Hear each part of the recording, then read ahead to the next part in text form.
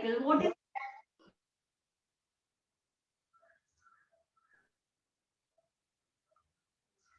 first topic is cell cycle. Okay, what is cell cycle?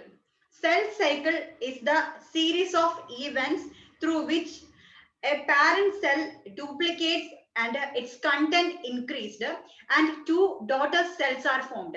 That means from a parent cell, in a parent cell, its content increased. That means its cytoplasmic content increased, nuclear content increased.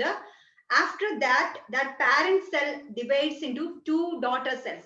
This process is called a cell cycle. Suppose this is a parent cell. During the time of cell cycle, the first stage is the content of the cell increased. Okay. Cell, the unit of life. Our chapter, what are the cell organelles and what are the materials present inside a cell എന്നുള്ളത്. Okay. അപ്പോൾ നിങ്ങൾക്ക് അറിയാം എന്താണ് ഇതിന്റെ content എന്ന് പറയുന്നത്. എന്തൊക്കെയായിരിക്കും? Cytoplasm ഉണ്ടാകും. Inside the cytoplasm, different cell organelles like Golgi apparatus, mitochondria, then endoplasmic reticulum, and different types of cell organelles are present inside a cell. During the time of cell division, all these cell organelles along with the cytoplasmic content increased. Also, the nuclear content. A large central nucleus is present in an animal cell. Okay, so inside this nucleus, the genetic material DNA is present. So during the time of cell cycle, all these content increased. Okay, and after that, this cell divides into two daughter cells.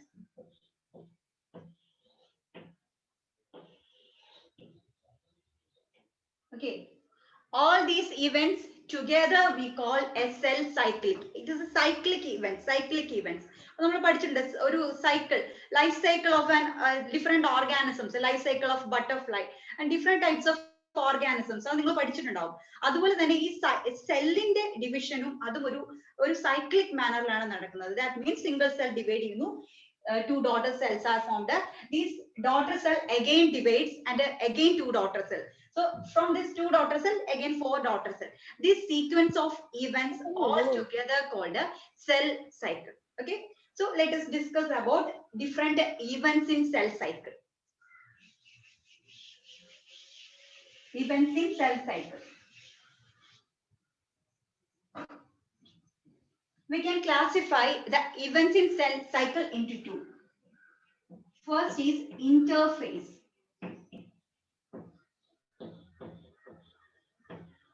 Interphase. Second is M phase. Events in cell cycle include interphase and M phase. Okay, അപ്പോൾ നമുക്ക് അതിന്റെ ഒരു diagrammatic representation എങ്ങനെയാണെന്ന് നോക്കാം.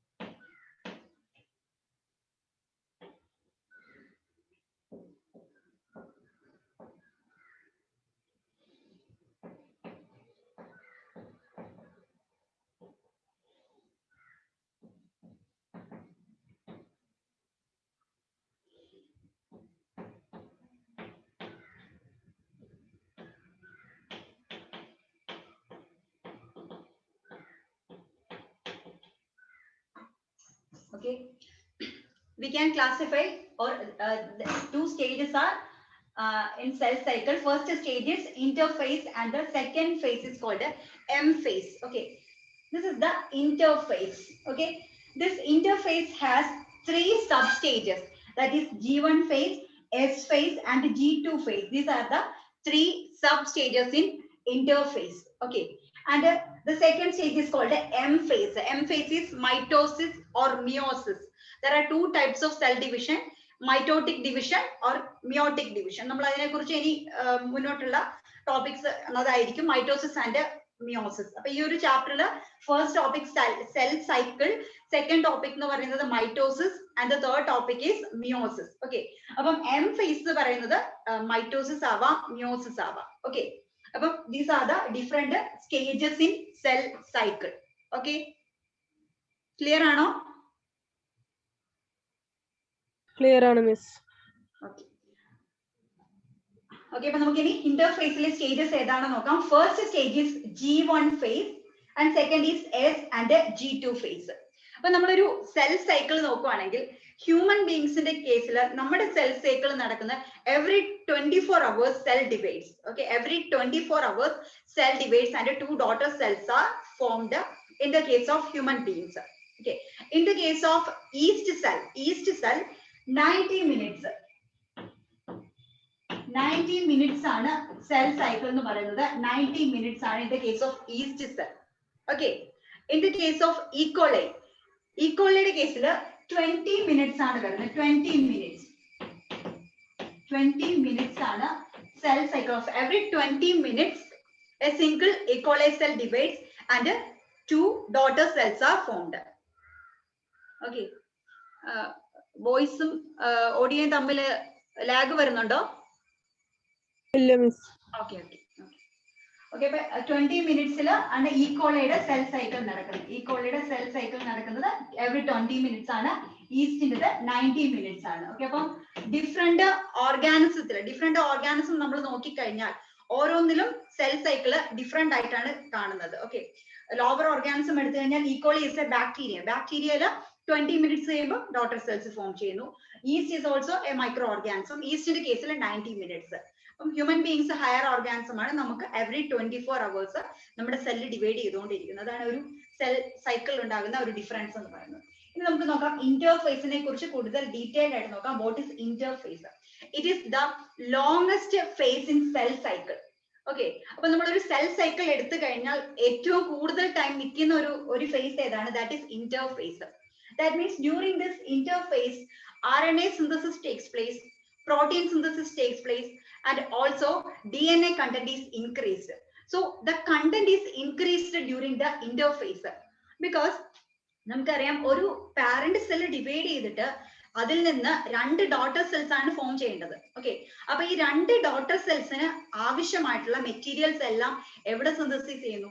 During the interface. During interface all the materials like RNA, proteins and DNA essential for the formation of 2 daughter cells are synthesized. Okay, appo that much material endana avade synthesis cheyyunnundu. അതുകൊണ്ട് തന്നെ this interphase is considered as the longest phase in cell cycle. Interphase is the longest phase in cell cycle. അപ്പോൾ ഈ ഒരു കാര്യം എടുത്ത് പറയാൻ കാരണം നമുക്കൊരു കൺഫ്യൂഷൻ ഉണ്ടാകും. നമ്മൾ പഠിക്കുമ്പോൾ M phase-ന്റെ സ്റ്റേജസ് കൂടി ഞാൻ പറയാം. Prophase, metaphase, anaphase, telophase and cytokinesis.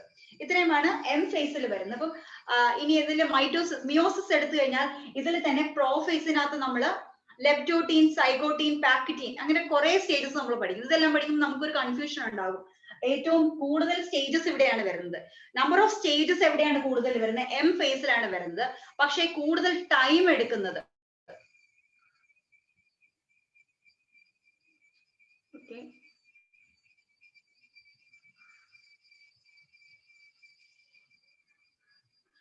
കൂടുതൽ ടൈം എടുക്കുന്നതെന്ന് പറഞ്ഞിട്ടുണ്ടെങ്കിൽ എവിടെയാണ്? എം ഫേസിലാണ്, സോറി ഇന്റർഫേസിലാണ് കൂടുതൽ ടൈം എടുക്കുന്നത്. ഓക്കെ, എനിക്കിവിടെ എന്തോ ഒരു വീഡിയോയിലോ ഓഡിയോയിലോ എന്തോ ഒരു ലാഗ് പോലെ ഫീൽ ചെയ്യുന്നുണ്ട്. അപ്പൊ ഞാൻ അതിൽ കോൺസെൻട്രേറ്റ് ചെയ്യുമ്പോൾ എനിക്ക് ക്ലാസ്സിൽ ശ്രദ്ധിക്കാൻ പറ്റില്ല. എന്തെങ്കിലും പ്രോബ്ലം ഉണ്ടെങ്കിൽ നിങ്ങൾ ചാറ്റിനകത്തോട്ടൊന്ന് ഇടണം, അല്ലെങ്കിൽ ഞാൻ അങ്ങോട്ട് എന്റെ ശ്രദ്ധ പോകും. അപ്പൊ എനിക്കിവിടെ ക്ലാസ് ബ്രേക്ക് ആയി പോകും. എനിക്ക് ആ ഒരു കണ്ടിന്യൂഷൻ കിട്ടത്തില്ല. അപ്പൊ എന്തെങ്കിലും ഉണ്ടെങ്കിൽ മെസ്സേജ് ഇടുക. ഓക്കെ, മെസ്സേജ് ഇടാൻ പറ്റൂല മിസ്. എന്താണ് മെസ്സേജ് ഇടാൻ പറ്റൂല. ഓക്കെ ഓക്കെ ഓക്കെ ഓക്കെ എന്നാ ഓക്കെ. അപ്പൊ നിങ്ങൾ പറഞ്ഞാൽ മതി അങ്ങനെയാണെങ്കിൽ കേട്ടോ. ഓക്കെ, അപ്പൊ നമ്മൾ പറഞ്ഞു വന്നത് interphase, G1 phase, S phase and G2 phase. അതാണ് ഇന്റർഫേസിന്റെ ഡിഫറെന്റ് സ്റ്റേജസ് പറയുന്നത്. M phase. അപ്പൊ ഇത്രയും നിങ്ങൾ വരച്ചെടുത്തു എന്ന് വിചാരിക്കുന്നു. ഇവിടെ ഒരു ഫേസ് കൊടുത്തിട്ടുണ്ട് G0 ഫേസ്. നമുക്ക് എക്സ്പ്ലെയിൻ ചെയ്യുമ്പോൾ പറയാം. ഫസ്റ്റ് നമ്മൾ G1 ഫേസിനെ കുറിച്ച് നോക്കാം. What is G1 phase? Okay, G1 phase is otherwise called the first gap phase. First gap phase, G1 or first gap phase. During G1 phase, നമ്മൾ simple ആയിട്ട് നോക്കിയാൽ RNA and proteins are synthesized during G1 phase. എന്താണ്? Protein synthesis and RNA synthesis occurs during G1 phase. Okay, അപ്പൊ എന്താണ് ഇവിടെ protein synthesis, എന്ത് RNA ആണ് synthesis ചെയ്യുന്നത് നോക്കാം. അപ്പം അതിന് മുമ്പ് ഞാൻ എസ് ഫേസ് പറഞ്ഞിട്ട് അവിടേക്ക് തിരിച്ചു പോകാം. എസ് ഫേസ് എന്ന് പറയുന്നത് during S phase DNA replication takes place. Okay, DNA replication takes place during the S phase. DNA replication. Okay, അപ്പം എന്താണ് DNA replication എന്നുള്ളത് മോളിക്കുലാർ ബേസിസിൽ നിങ്ങൾ പഠിച്ചിട്ടുണ്ട്. Different stages in DNA replication. Okay, that means a parent DNA divides and content DNA content is increased during DNA replication. S for synthesis, synthetic phase. S phase is synthetic phase. That means DNA content is increased during S phase. Okay, അപ്പൊ നമുക്കറിയാം DNA replication നിങ്ങൾ പഠിച്ചിട്ടുള്ള വളരെ important ആയിട്ടുള്ള ഒരു enzyme ആണ് DNA polymerase enzyme. Okay, DNA polymerase enzyme. അപ്പൊ DNA polymerase enzyme എന്ന് പറയുമ്പോൾ enzymes are, all enzymes are proteins അല്ലെ? അത് നിങ്ങളിവിടെ പഠിച്ചിട്ടുള്ള ഒരു കാര്യമാണ്. all enzymes are proteins. അപ്പോൾ G1 ഫേസിൽ സിന്തസിസ് ചെയ്യുന്ന പ്രോട്ടീൻസ് ഏതായിരിക്കും? Proteins required for synthetic phase. That is, these proteins are converted into enzymes. All enzymes are proteins. So DNA polymerase is an enzyme. It's also a protein. Okay, so during G1 phase, protein synthesis takes place, and also RNA is synthesized during G1 phase. Then during S phase, S phase le main event എന്ന് പറയുന്നത് DNA content increase ചെയ്യാന്നുള്ളതാണ്. ഞാൻ already പറഞ്ഞു DNA content. That process is called DNA replication. നമ്മൾ അതിവിടെ explain ചെയ്യേണ്ട കാര്യമില്ല. അതൊരു full ചാപ്റ്ററിൽ നിങ്ങൾ പഠിക്കുന്നുണ്ട് വളരെ ഡീറ്റെയിൽ ആയിട്ട്. അതുകൊണ്ട് വാട്ട് ഈസ് DNA replication എന്ന് പറയുന്നില്ല. അവിടുത്തെ എൻസൈം DNA polymerase ആണ്. അത് മാത്രമേ നമുക്ക് ഇവിടെ ആവശ്യമുള്ളൂ. ഓക്കെ, ഇനി അടുത്തത് G2 phase. What is G2 phase? Like G1 phase, in G2 phase also RNA synthesis and protein synthesis occurs. അപ്പൊ ഇവിടെയും പറഞ്ഞിട്ടുണ്ട്, നമ്മൾ പ്രോട്ടീന്റെ ഒരു പേര് പറഞ്ഞു അല്ലെ? അപ്പൊ ഏത് പ്രോട്ടീൻസ് ആയിരിക്കാം ഇവിടെ സിന്തസിസ് ചെയ്യുന്നത്? ഇവിടെ സിന്തസിസ് ചെയ്യുന്ന പ്രോട്ടീൻ ആണ് സ്പിൻഡിൽ ഫൈബർ ഫോർമേഷൻ ആവശ്യമായിട്ടുള്ള proteins. Okay, proteins required for the formation of spindle fibres R synthesized during G2 phase. എന്താണ്? proteins required for the synthesis of spindle fibers. Okay, spindle fiber എന്താണെന്ന് നമ്മൾ ഇവിടെ പഠിക്കുന്നതായിരിക്കും. Spindle fibre നിങ്ങൾ ഒന്നും അറിയാത്ത കുട്ടികളല്ല, അത്യാവശ്യം ഈ ടേംസ് ഒക്കെ കേട്ടിട്ടുണ്ടാവും. Spindle fibre, then mitosis, meiosis ഒക്കെ. അപ്പൊ നമുക്ക് ഒരു ധാരണ ഉണ്ടാവും what is spindle fiber എന്നുള്ളത്. അപ്പൊ സ്പിൻഡിൽ ഫൈബർ ഇവിടെയാണ് വരുന്നത് ഈ സ്റ്റേജിൽ. അതിന്റെ സിന്തസിസിന് ആവശ്യമായിട്ടുള്ള പ്രോട്ടീൻസ് ആണ്. അപ്പം ആ ഒരു പെർട്ടിക്കുലർ ടൈപ്പ് ഓഫ് പ്രോട്ടീനെ പറയുന്ന പേരാണ് tubulin proteins. Tubulin proteins, tubulin, spindle fibre, tubulin ചോദിച്ചിട്ടുള്ള പ്രീവിയസ് ക്വസ്റ്റ്യൻ ആണ് tubulin protein. Okay, spindle fibre is made up of tubulin protein. Okay, all these proteins are synthesized during G2 phase. Also RNA synthesis it takes place during G2 phase. Okay, ഇതെല്ലാം കൂടെ ചേർത്താണ് നമ്മൾ എന്ത് പറയുന്നത്? Interface എന്ന് പറയുന്നത്. That is G1, S and G2. വളരെ simple ആയിട്ട് പറഞ്ഞാൽ during G1 and G2 phase RNA and proteins are synthesized. During S phase DNA synthesis takes place by the process called DNA replication. Okay, so interphase related to matter question. It is the longest phase in cell cycle. Interphase is the longest phase in cell cycle. Okay, ഇനി ഇന്റർഫേസിലെ longest face ഏതാണെന്ന് ചോദിച്ചാൽ that is S phase, which is the longest phase in interphase. Among G1, S and G2, S phase is the longest phase. Okay, cell cycle le longest വരുന്നത് interphase. ഇത്രയുമാണ് ഇതിൽ വരുന്ന content എന്ന് പറയുന്നത്. ഇത്രയും questions ആണ് ഇതുമായിട്ട് റിലേറ്റഡ് ആയിട്ട് വരുന്നത്. ഓക്കെ, ക്ലിയർ ആണോ? ഓക്കെ ആണോ? ക്ലിയർ ആണ് മാം. ഓക്കെ, അപ്പൊ നമുക്കിനി അടുത്തത് എം ഫേസിലേക്ക് നോക്കാം. എന്താണ് എം ഫേസ് എന്നുള്ളത്? എം ഫേസിനെ നമുക്ക് മൈറ്റോസിസ് എന്നും എടുക്കാം, മ്യോസിസ് എന്നും എടുക്കാം. നമ്മൾ ഡീറ്റെയിൽ ആയിട്ട് ഇനി പറയുന്നുണ്ട്. അപ്പം എം ഫേസിലെ സ്റ്റേജസ് വരുന്നുണ്ട് നമുക്കിനി. Prophase, metaphase, anaphase, telophase and cytokinesis. These are the different stages in M phase. അപ്പൊ ഇവിടെ ഒരു ടേം വന്നു, cytokinesis. What is cytokinesis? അപ്പൊ അതിലേക്ക് നമുക്ക് പോവാം.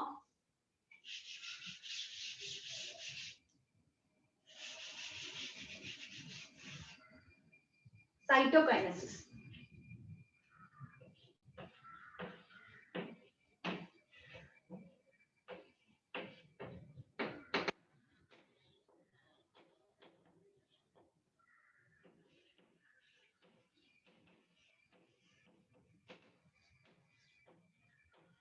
What is karyokinesis and what is cytokinesis? What is the difference between karyokinesis and cytokinesis? Karyo, the term karyo means nucleus. The term cyto means cytoplasm. Cytoplasm. Karyokinesis അല്ലട്ടോ cytoplasm എന്ന് പറയുന്നത്. Karyo. Sorry, cyto, it is related to cytoplasm. Karyo, it is related to nucleus. Kinesis means division. Okay, so karyokinesis means division of nucleus. Cytokinesis means division of cytoplasm. Okay, so this M phase has two stages. That is, first stage is called karyokinesis and the second stage is called cytokinesis. Okay, അപ്പോൾ നമ്മൾ ഈ പഠിക്കുന്ന prophase, metaphase, anaphase and telophase ഇതെല്ലാം എന്തിന്റെ sub stages ആണ്? കാരിയോകൈനസിസിനാണ്. That is division of nucleus. അത് നടക്കുന്ന ഡിഫറെന്റ് ഇവന്റ്സിനാണ് നമ്മൾ ഇത് വിളിക്കുന്നത് prophase, metaphase, anaphase and telophase. Then during cytokinesis, division of cytoplasm occurs. അപ്പോൾ നമുക്ക് ഇതിൽ നിന്ന് തന്നെ മനസ്സിലാക്കാൻ പറ്റും, during the division of a cell, first its nucleus divides. Okay, then only its cytoplasm divides. Okay, അങ്ങനെ first stage karyokinesis, second stage is called cytokinesis. These are the different events takes place during karyokinesis, that is prophase, metaphase, anaphase and telophase. And the last stage is called cytokinesis, during which division of cytoplasm occurs. Okay, അപ്പൊ ഇങ്ങനെ എന്ത് ചെയ്തു? ഇപ്പം നമ്മൾ G1 content increase ചെയ്തു, then ഇവിടെ karyokinesis, telophase കഴിയുമ്പോൾ karyokinesis കഴിഞ്ഞു. After karyokinesis, cytokinesis occurs and the resultant product is എന്തായിരിക്കും നമുക്ക് ഇവിടെ കിട്ടുന്നത്? രണ്ട് സെല്ല് കിട്ടും അല്ലെ? Two daughter cells are formed after the cytokinesis. Okay, ഇതിന്റെ സ്റ്റാർട്ടിംഗ് പോയിന്റ് സ്റ്റാർട്ടിംഗിൽ എന്തായിരുന്നു? ഈ ഒരു സിംഗിൾ സെല്ലാണ് ഇതിലേക്ക് എൻ്റർ ചെയ്യുന്നത്. അങ്ങനെ നമ്മൾ എത്തി രണ്ട് ഡോട്ടർ സെൽസ് ഫോം ചെയ്തു. അപ്പൊ ഇനി അടുത്ത് നമുക്ക് പഠിക്കാനുള്ള ഫേസ് ആണ് G0. What is G0 stage? G0 face എന്ന് പറയുന്നത്. G0 ഫേസ് എന്ന് പറയുമ്പോൾ സീറോ എന്ന് വെച്ചിട്ടുണ്ടെങ്കിൽ നമ്മൾ പറയാം ഒന്നുമില്ലാത്തൊരവസ്ഥ, നത്തിങ്, അതാണ് സീറോ. G0 stage. അപ്പം G0 സ്റ്റേജ് എന്ന് പറയുമ്പോഴത്തേനും ഈ ഒരു സ്റ്റേജിൽ എത്തിക്കഴിഞ്ഞാൽ in some cases this daughter cell further they do not undergo division during the further stages. Okay, that is called G0 stage. അതെന്ന് വെച്ചിട്ടുണ്ടെങ്കിൽ അതൊരു ഇനാക്റ്റീവ് സ്റ്റേജിലേക്ക് കടക്കുന്നു. നോർമൽ ആണെന്നുണ്ടെങ്കിൽ ഈ സെല്ലുകൾ വീണ്ടും ഡിവൈഡ് ചെയ്യും, ദാറ്റ് ഈസ് ഇത് വീണ്ടും ഈ ഒരു സെൽ സൈക്കിൾ ഫോളോ ചെയ്യും. പക്ഷെ ഇൻ സം കേസസ് ഇത് ഡിവൈഡ് ചെയ്യാതെ തന്നെ ഈ ഡോട്ടർ സെല്ല് പെർമനന്റ് ആയിട്ട് മാറുന്നു. Okay, that is called G0 stage. G0 stage means it will become a permanent cell. That is called G0. Okay, അപ്പൊ ഇതിനൊരു എക്സാമ്പിൾ നമ്മൾ പറയുകയാണെന്നുണ്ടെങ്കിൽ പ്ലാന്റ്സിന്റെ കേസിൽ നിങ്ങൾ അനാറ്റമി പഠിച്ചിട്ടുണ്ടാവും. അനാറ്റമിയിൽ നിങ്ങൾ പഠിച്ചിട്ടുണ്ട് different types of tissues, meristematic tissues and permanent tissues. Okay, what is meristematic tissue? What is a meristematic tissue? അറിയാമോ? What is a meristematic tissue? Very good. Actively dividing cells are called a meristematic tissue. Then what is a permanent tissue? Which does not undergo further division. അതെ, അപ്പൊ further division നടക്കില്ല അല്ലെ? Further division നടക്കുന്നത് permanent, പേരിൽ തന്നെ ഉണ്ട്, meristematic and permanent tissue. It will become permanent. Okay, further division നടക്കത്തില്ല, അതാണ് permanent tissue. Okay, അപ്പൊ ഈ G0 എൻ്റർ ചെയ്യുന്നതെന്ന് വെച്ചാൽ ആക്ച്വലി എന്താണ്? പെർമനന്റ് ടിഷ്യൂ ആണ് G0 വരുന്നത്. ഫർദർ ഡിവിഷൻ അവിടെ നടക്കില്ല, അതിനാണ് നമ്മൾ എന്ത് വിളിക്കുന്നത്? G0 സ്റ്റേജ് എന്ന് പറയുന്നത്. പക്ഷേ ഫർദർ ഡിവിഷൻ നടക്കും. ഏത്, എപ്പോൾ മാത്രം? ഇൻ ദ കേസ് ഓഫ് നമ്മൾ പഠിച്ചിട്ട് cork cambium. Okay, cork cambium means എവിടുന്ന ഡെവലപ്പ് ചെയ്യുന്നത്? കോർട്ടിക്കൽ സെൽസ് അല്ലെ. Permanent tissues in the cortical cell regain meristematic activity and permanent again it regain meristematic activity, that is called cork cambium. അങ്ങനെ ഒരു situation വരാതെ G0 സ്റ്റേജിലെ cell എന്ത് ചെയ്യില്ല, divide ചെയ്യില്ല. അതിനാണ് നമ്മൾ എന്ന് പറയുന്നത് ആ ഒരു ഇനാക്ടിവിറ്റി, ആ ഒരു സ്റ്റേജിനാണ് വിളിക്കുന്നത് G0 സ്റ്റേജ് എന്ന് പറയുന്നത്. ഇനി അനിമൽസിന്റെ കേസിലാണെങ്കിൽ നമ്മുടെ ഹാർട്ട് സെൽസ്, അതുപോലെ നമ്മുടെ നെർവ് സെൽസ്, ഈ നെർവ് സെൽസും ഹാർട്ട് സെൽസിനും ഒക്കെ സെയിം പ്രോസസ് ആണ്. കുറച്ച് ഡിവിഷൻ കഴിഞ്ഞ് അത് പെർമനന്റ് ആയി കഴിഞ്ഞാൽ എന്തില്ല, അത് ഫെർദർ ഡിവിഷൻ അത് നടക്കില്ല.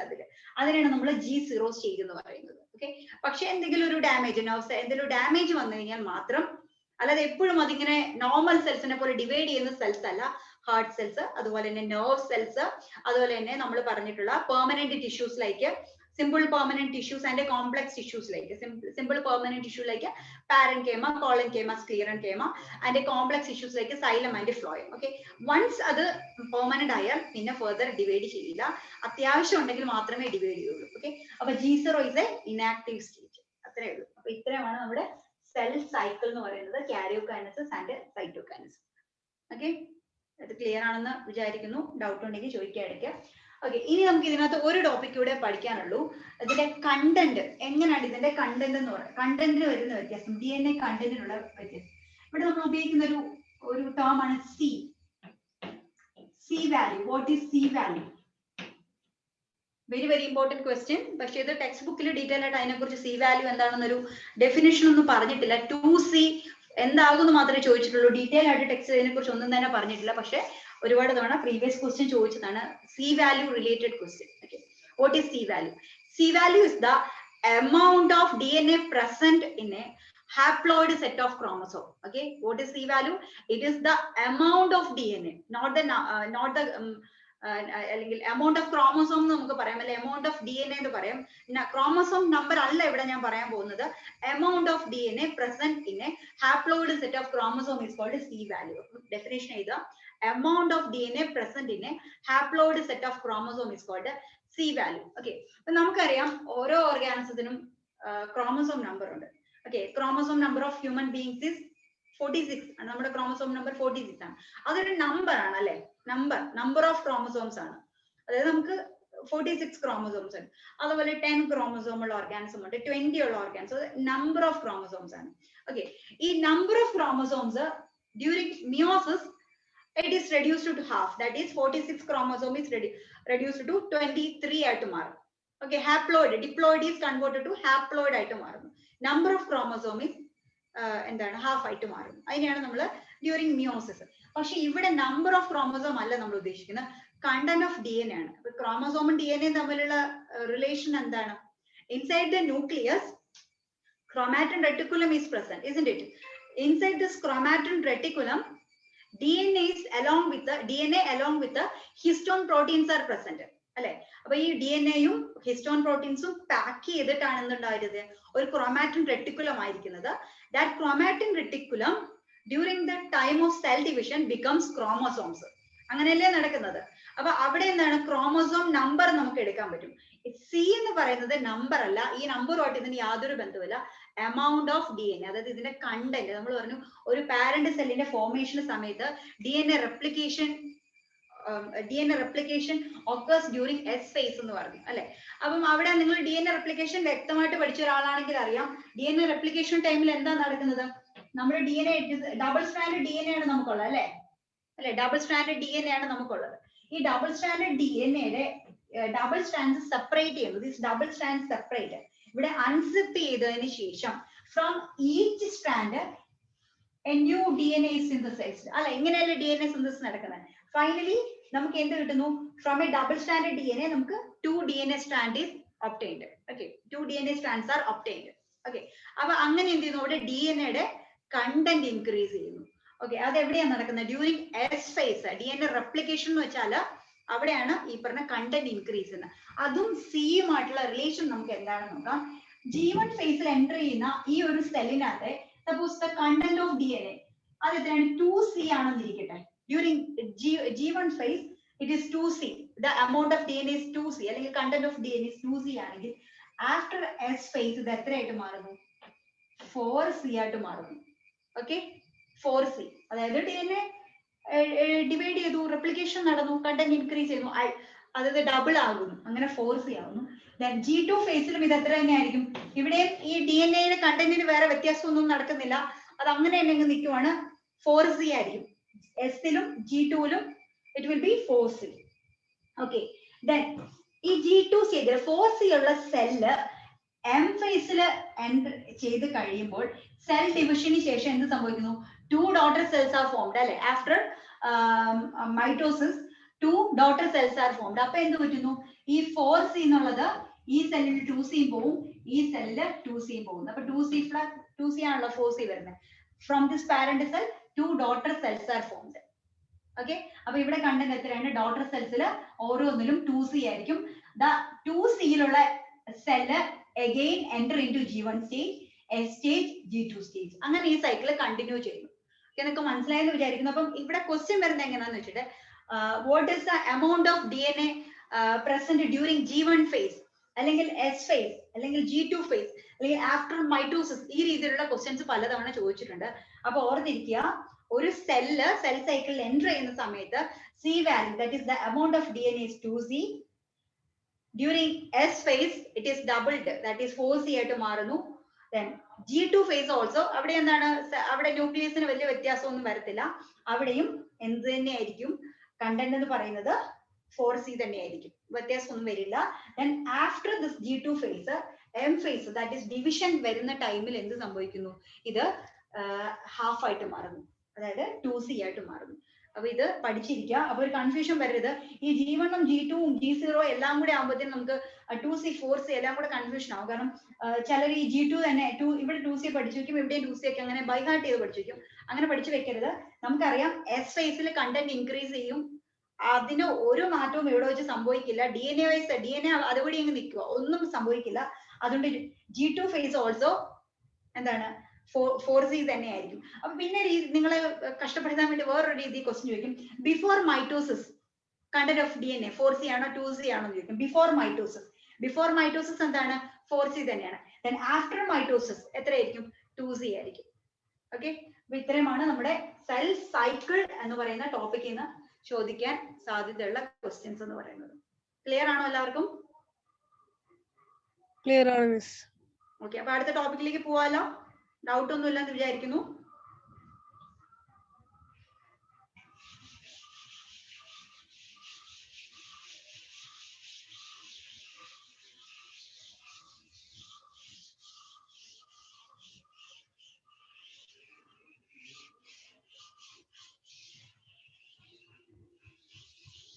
Okay,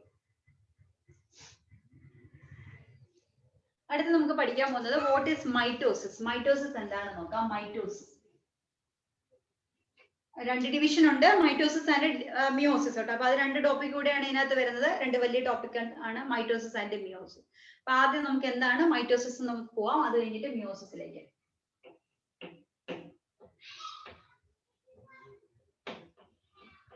mitosis, what is mitosis എന്ന് വെച്ചിട്ടുണ്ടെങ്കിൽ mitosis is the division occurs in vegetative cells or somatic cells. അപ്പോൾ mitosis എന്താണ്? It is the division occurs in vegetative cell or somatic cell. എന്താണ് vegetative cell അല്ലെങ്കിൽ somatic cell എന്ന് പറയുന്നത്? നമ്മുടെ ബോഡിയുടെ ഗ്രോ ചെയ്യുന്ന സെൽസിനെയാണ് നമ്മൾ എന്ത് പറയുന്നത്? Vegetative cell or somatic cell എന്ന് പറയുന്നത്. അവിടെയെന്ന് വെച്ചാൽ ക്രോമോസോം നമ്പറിൽ മാറ്റമൊന്നും വരത്തില്ല.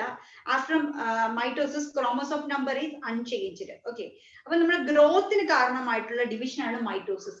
അതുപോലെ തന്നെ നമ്മുടെ സ്കിൻ സെൽസ് ഒക്കെ റീപ്ലേസ് ചെയ്യുന്ന സമയത്ത് വരുന്ന division, old and worn out cells replace ചെയ്യുന്ന സമയത്താണ് മൈറ്റോസിസ് നടക്കുന്നത്. ദെൻ നമുക്കൊരു വൂണ്ട് വന്നു കഴിയുമ്പോഴത്തേനും, ആ വൂണ്ട് വന്നു കഴിഞ്ഞാൽ ആഫ്റ്റർ സം ഡേയ്സ് നമ്മൾ നോക്കിക്കഴിഞ്ഞാൽ അതിനിടയ്ക്കുള്ള ആ വൂണ്ട് വന്ന സ്പേസ് ഒക്കെ ഫില്ല് ചെയ്തിരിക്കുന്നതാണ് സെല്ല് വന്നിട്ട്. അങ്ങനെയുള്ള കേസിൽ നടക്കുന്ന ഡിവിഷൻ ആണ് എന്ത് പറയുന്നത്? മൈറ്റോസിസ് എന്ന് പറയുന്നത്. ഓക്കെ, അപ്പൊ മൈറ്റോസിസ് എന്ന് പറയുമ്പോൾ it is the division occurs in vegetative cell or somatic cells. Okay, അതിപ്പോ പ്ലാന്റ് ആയിക്കോട്ടെ, അനിമൽ ആയിക്കോട്ടെ, ഏതൊരു ഓർഗാനിസം ആയിക്കോട്ടെ, അത് എല്ലാത്തിലും ഗ്രോത്തിന് കാരണമായിട്ടുള്ള ഒരു ഡിവിഷൻ ആണ് മൈറ്റോസിസ് എന്ന് പറയുന്നത്. ഓക്കെ, അപ്പൊ നമുക്ക് ഇതിന്റെ സ്റ്റേജസ് ആണ് ഇമ്പോർട്ടന്റ്. ഏതൊക്കെയാണ് സ്റ്റേജസ് ഇൻ മൈറ്റോസിസ് നോക്കാം.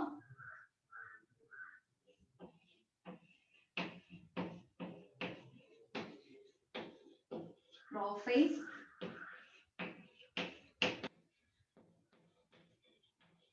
metaphase,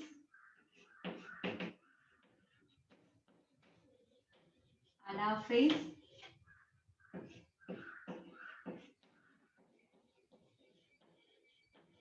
telophase.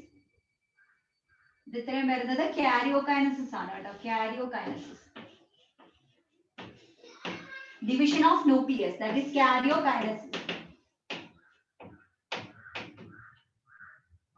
Then next വരുന്നത് cytokinesis.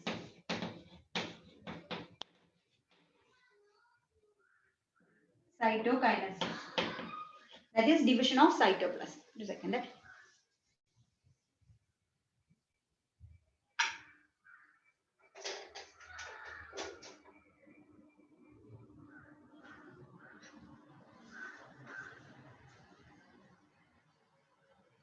Okay, karyokinesis, that is prophase, metaphase, anaphase, telophase. Then next വരുന്നത് cytokinesis, division of cytoplasm is called as cytokinesis. Okay, നമുക്കിനി ഇതിന്റെ ഓരോരോ സ്റ്റേജ് ആയിട്ട് നോക്കാം. karyokinesis ഒക്കെ നമ്മൾ എക്സ്പ്ലെയിൻ ചെയ്തതാണ്. ആദ്യം നമുക്ക് എന്താണ് prophase എന്താണെന്ന് നോക്കാം. What is prophase?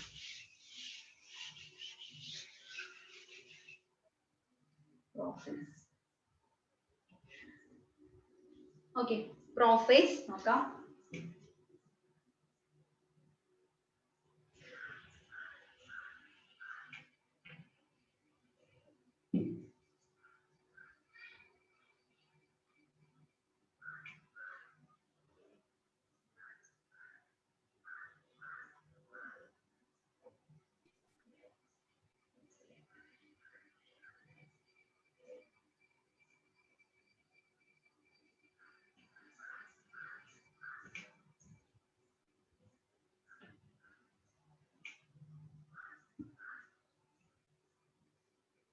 നമ്മളിവിടെ ക്രോമോസോം നമ്പർ 4 ഉള്ള ഒരു ഓർഗാനിസത്തിനെ കുറിച്ചാണ് പറയാൻ പോകുന്നത്. ഓക്കെ, അപ്പം സെൽ വിത്ത് ക്രോമോസോം നമ്പർ 4 അതാണ് നമ്മൾ ഇവിടെ വരച്ചിരിക്കുന്നത്. ഓക്കെ, അപ്പം അതിന് മുമ്പ് നോർമലി ഒരു സെല്ലിനകത്ത് എങ്ങനെയായിരിക്കും ഈ ക്രോമാറ്റിൻ റെട്ടിക്കുലം എന്ന് ഞാനൊന്ന് വരച്ച് കാണിക്കാം.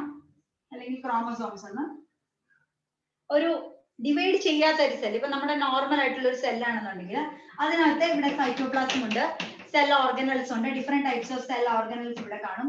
അതോടൊപ്പം തന്നെ നമ്മുടെ ന്യൂക്ലിയസ് ഉണ്ടാവും.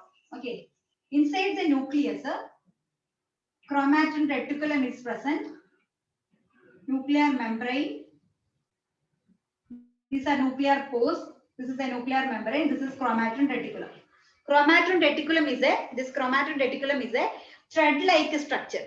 ഒരു നൂല് വലിച്ചെടുത്ത് എങ്ങനെ ഇരിക്കും അതുപോലെ ഒരു ത്രെഡ് ലൈക്ക് ആണ് ഇതിരിക്കുന്നത്. അപ്പൊ കുറെ മീറ്റേഴ്സ് ലെങ്ത് ഉള്ള ഒരു ത്രെഡ്, അതിനിടയ്ക്ക് പ്രോട്ടീൻസും കൂടെ മിക്സ് ചെയ്തിരിക്കുന്ന പോലെയാണ് നമ്മുടെ DNA എടുക്കുന്നത്. അപ്പൊ നമ്മൾ ഇതിനെ ഇങ്ങനെ വലിച്ചെടുക്കുവാണെങ്കിൽ ഇതിൽ ഒരു ത്രെഡ് നമ്മൾ വലിച്ചെടുത്താൽ എങ്ങനെ ഇരിക്കും? ഇതാണ് നമ്മുടെ DNA, double standard DNA. Okay, this double standard DNA, ഇതിനിടയ്ക്ക് ഹിസ്റ്റോൺ പ്രോട്ടീൻസ് ആർ പ്രസന്റ്.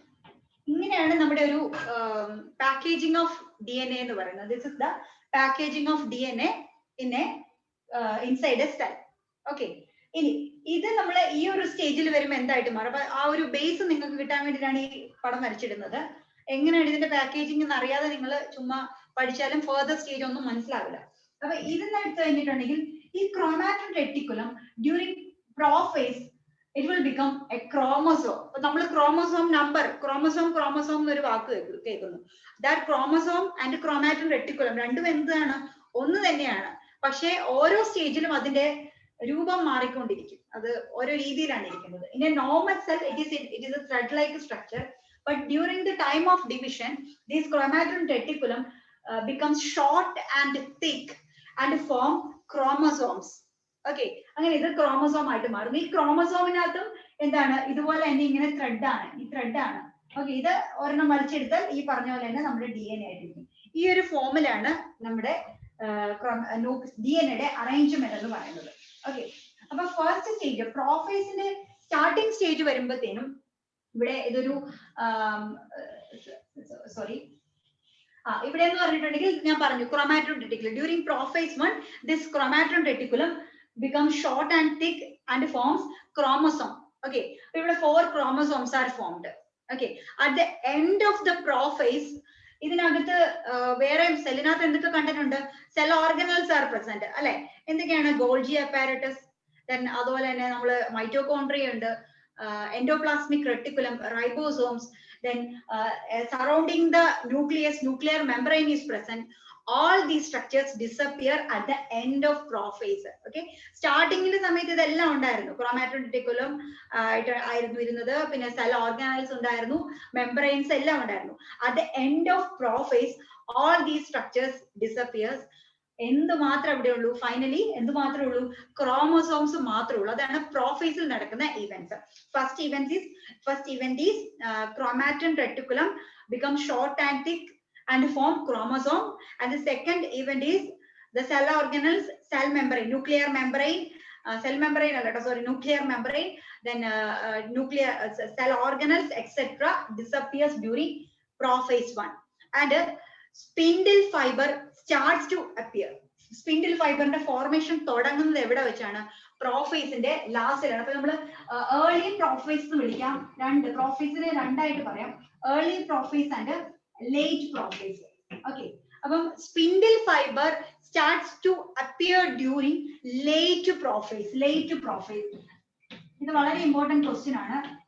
കാരണം നമ്മൾ കാണുന്ന പിക്ചറിലൊക്കെ ഈ സ്പിൻഡിൽ ഫൈബറിനെ നമ്മൾ കാണാൻ തുടങ്ങുന്നത് നെക്സ്റ്റ് ഫേസ് ആയ മെറ്റാഫേസിലാണ്. അപ്പൊ നിങ്ങളുടെ മൈൻഡിൽ രജിസ്റ്റർ ആയിരിക്കുന്ന ആ പിക്ചർ കാണുമ്പോൾ സ്പിൻഡിൽ ഫൈബർ എവിടെയാണെന്ന് നോക്കിയിട്ടുണ്ടെങ്കിൽ മെറ്റാഫേസ് തൊട്ടാണ് നമ്മൾ സ്പിൻഡിൽ ഫൈബർ കാണുന്നത്. അപ്പൊ എല്ലാവരും ആൻസർ എഴുതി വെക്കും, spindle fiber formation occurs during dash. Answer എല്ലാവരും എഴുതി വെക്കും മെറ്റാഫേസ്. പക്ഷെ അങ്ങനെയല്ല, സ്പെസിഫിക് ആയിരിക്കും ക്വസ്റ്റ്യൻ. ചിലപ്പോൾ സ്പെസിഫിക് ആയിരിക്കും, സ്റ്റാർട്ട്സ് ടു അപ്പിയർ എന്ന് ചിലപ്പോൾ ചോദിക്കാം. ചില കേസിൽ ചോദിക്കാം സ്പിൻഡിൽ ഫോർമേഷൻ കംപ്ലീറ്റ് എവിടെ വെച്ചാണ് കംപ്ലീറ്റ് ചെയ്യുന്നത് ചോദിക്കാം. അത് പക്ഷെ മെറ്റാഫേസിലാണ്. എവിടെ വെച്ച് തുടങ്ങുന്നു? During prophase spindle formation starts. During prophase late prophase ആണ് കേട്ടോ. At the end of prophase spindle fibre form ചെയ്യും. അപ്പം ഇവിടെ നമ്മൾ പഠിക്കുന്ന രണ്ട് ഇമ്പോർട്ടന്റ് സ്ട്രക്ചർ ആണ്.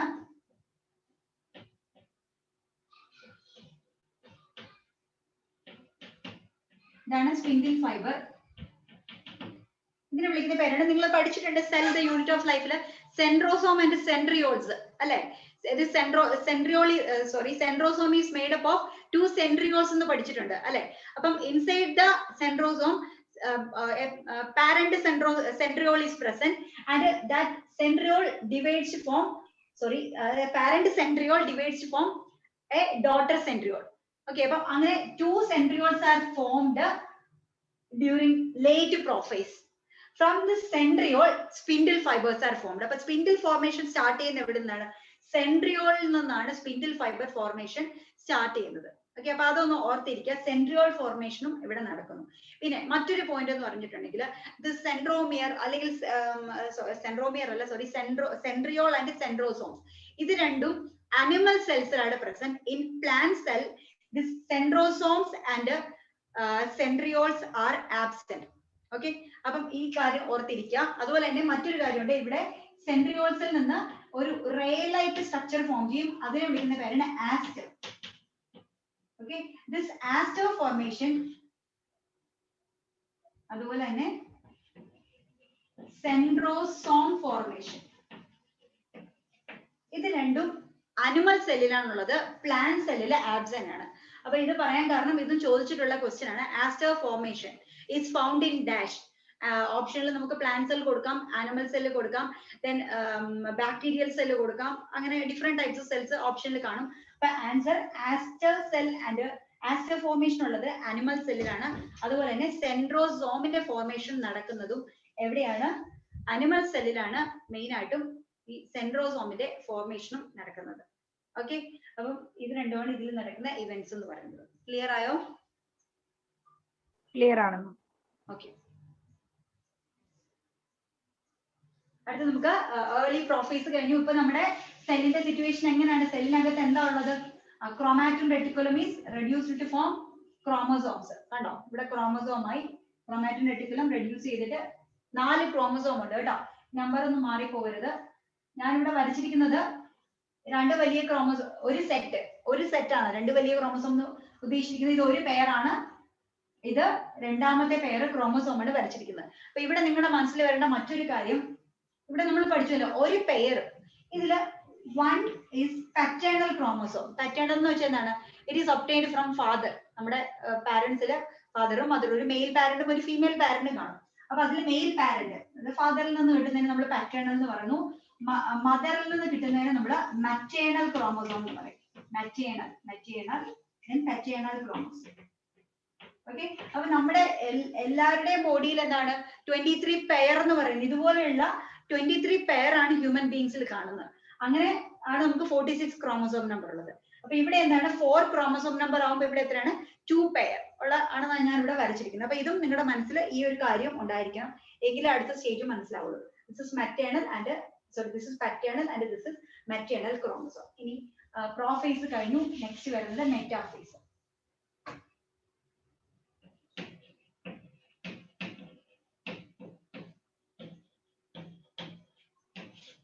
മെറ്റാഫേസ് വരുന്ന ടൈം ആവുമ്പോഴത്തേനും spindle fiber formation completed. Spindle fiber formation completed during metaphase.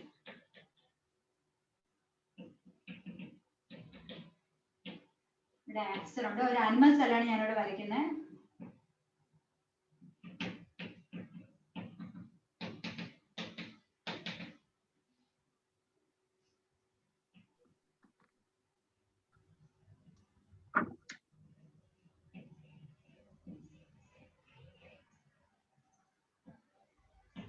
During metaphase, these chromosomes are situated at the central part of the cell, and this is called the equatorial plate. Equatorial plate. Okay, and the spindle fiber is attached to the centromere region. This is called a centromere. Chromosome structure നിങ്ങൾ പഠിച്ചതാണ്. ഈ പാർട്ടിനെ നമ്മൾ centromere എന്നാണ് പഠിച്ചത്. കഴിഞ്ഞ ചാപ്റ്ററിൽ പഠിച്ചിട്ടുണ്ടാവും നിങ്ങൾ. This is called centromere. ഈ ഒരു സെൻട്രോമിയറിലേക്ക് വന്നിട്ടാണ് ഇവിടുന്നും ഒക്കെ സ്പിൻഡിൽ ഫൈബർ അറ്റാച്ച് ചെയ്യുന്നത്. അപ്പൊ സ്പെസിഫിക് ആയിട്ട് പറഞ്ഞാൽ ഒരു ക്രോമസോമ, ഓക്കെ, ഇതൊരു ക്രോമസോം ആണെന്നുണ്ടെങ്കിൽ this is called centromere.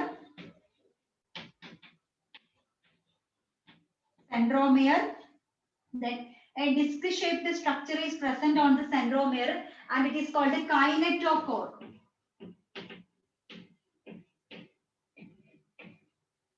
Kinetochore. Appo specific aayittu paranjal kinetochore region of centromere. Okay, spindle fiber is attached to the kinetochore region of the centromere. Adinte kinetochore region aanu nammal idu attach cheyyunnathu. Correct aayittu idile vannittundengil. Okay, അങ്ങനെ ഇവിടെ spindle fibre വന്ന് attach ചെയ്യുന്നു. അപ്പോൾ the chromosomes are situated in the equatorial plate. This is called equatorial plate and this is called a poles. അപ്പോൾ നമ്മൾ അല്ലെങ്കിലും ഇത് Paul എന്നാണ്, ഈ രണ്ട് റീജിയനെ പോൾസ് ആണ് പറയുന്നത് അല്ലേ.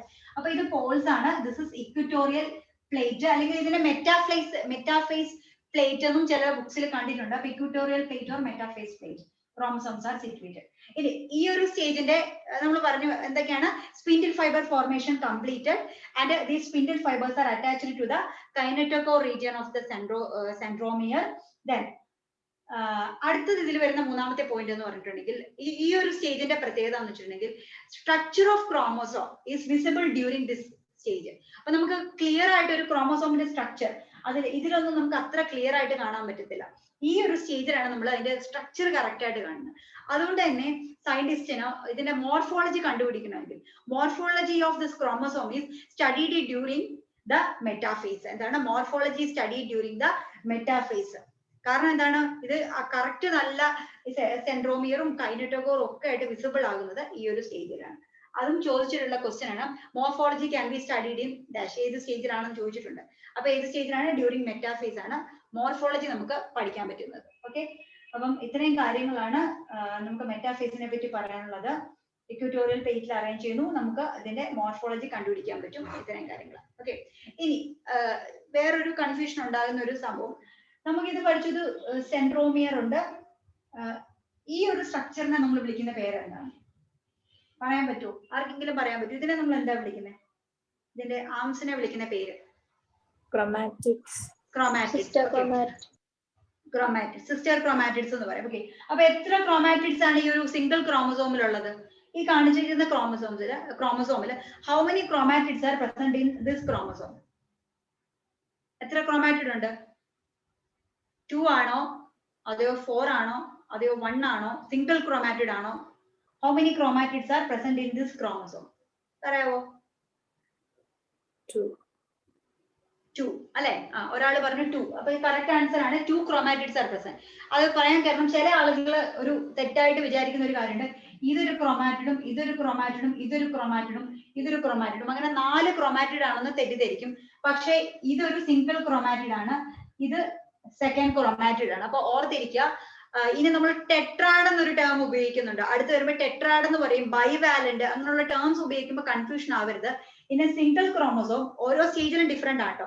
ചില സ്റ്റേജ് വരുമ്പോൾ സിംഗിൾ ക്രോമാറ്റിഡ് ഉള്ളൂ. ഇവിടെ ഞാൻ വരച്ചിരിക്കുന്നതിൽ 2 chromatids are present in this chromosome. Okay, അപ്പൊ അത് ഓർത്തിരിക്കുക. ഇങ്ങനെ കൊടുത്തു കഴിഞ്ഞാൽ 4 അല്ല 2 ക്രോമാറ്റിഡ് ആണ് കൊടുത്തിരിക്കുന്നത്. അപ്പൊ മെറ്റാഫേസ് കഴിഞ്ഞു. അടുത്തത് വരുന്നത് അനാഫേസ്. മാറ്റി കളഞ്ഞു.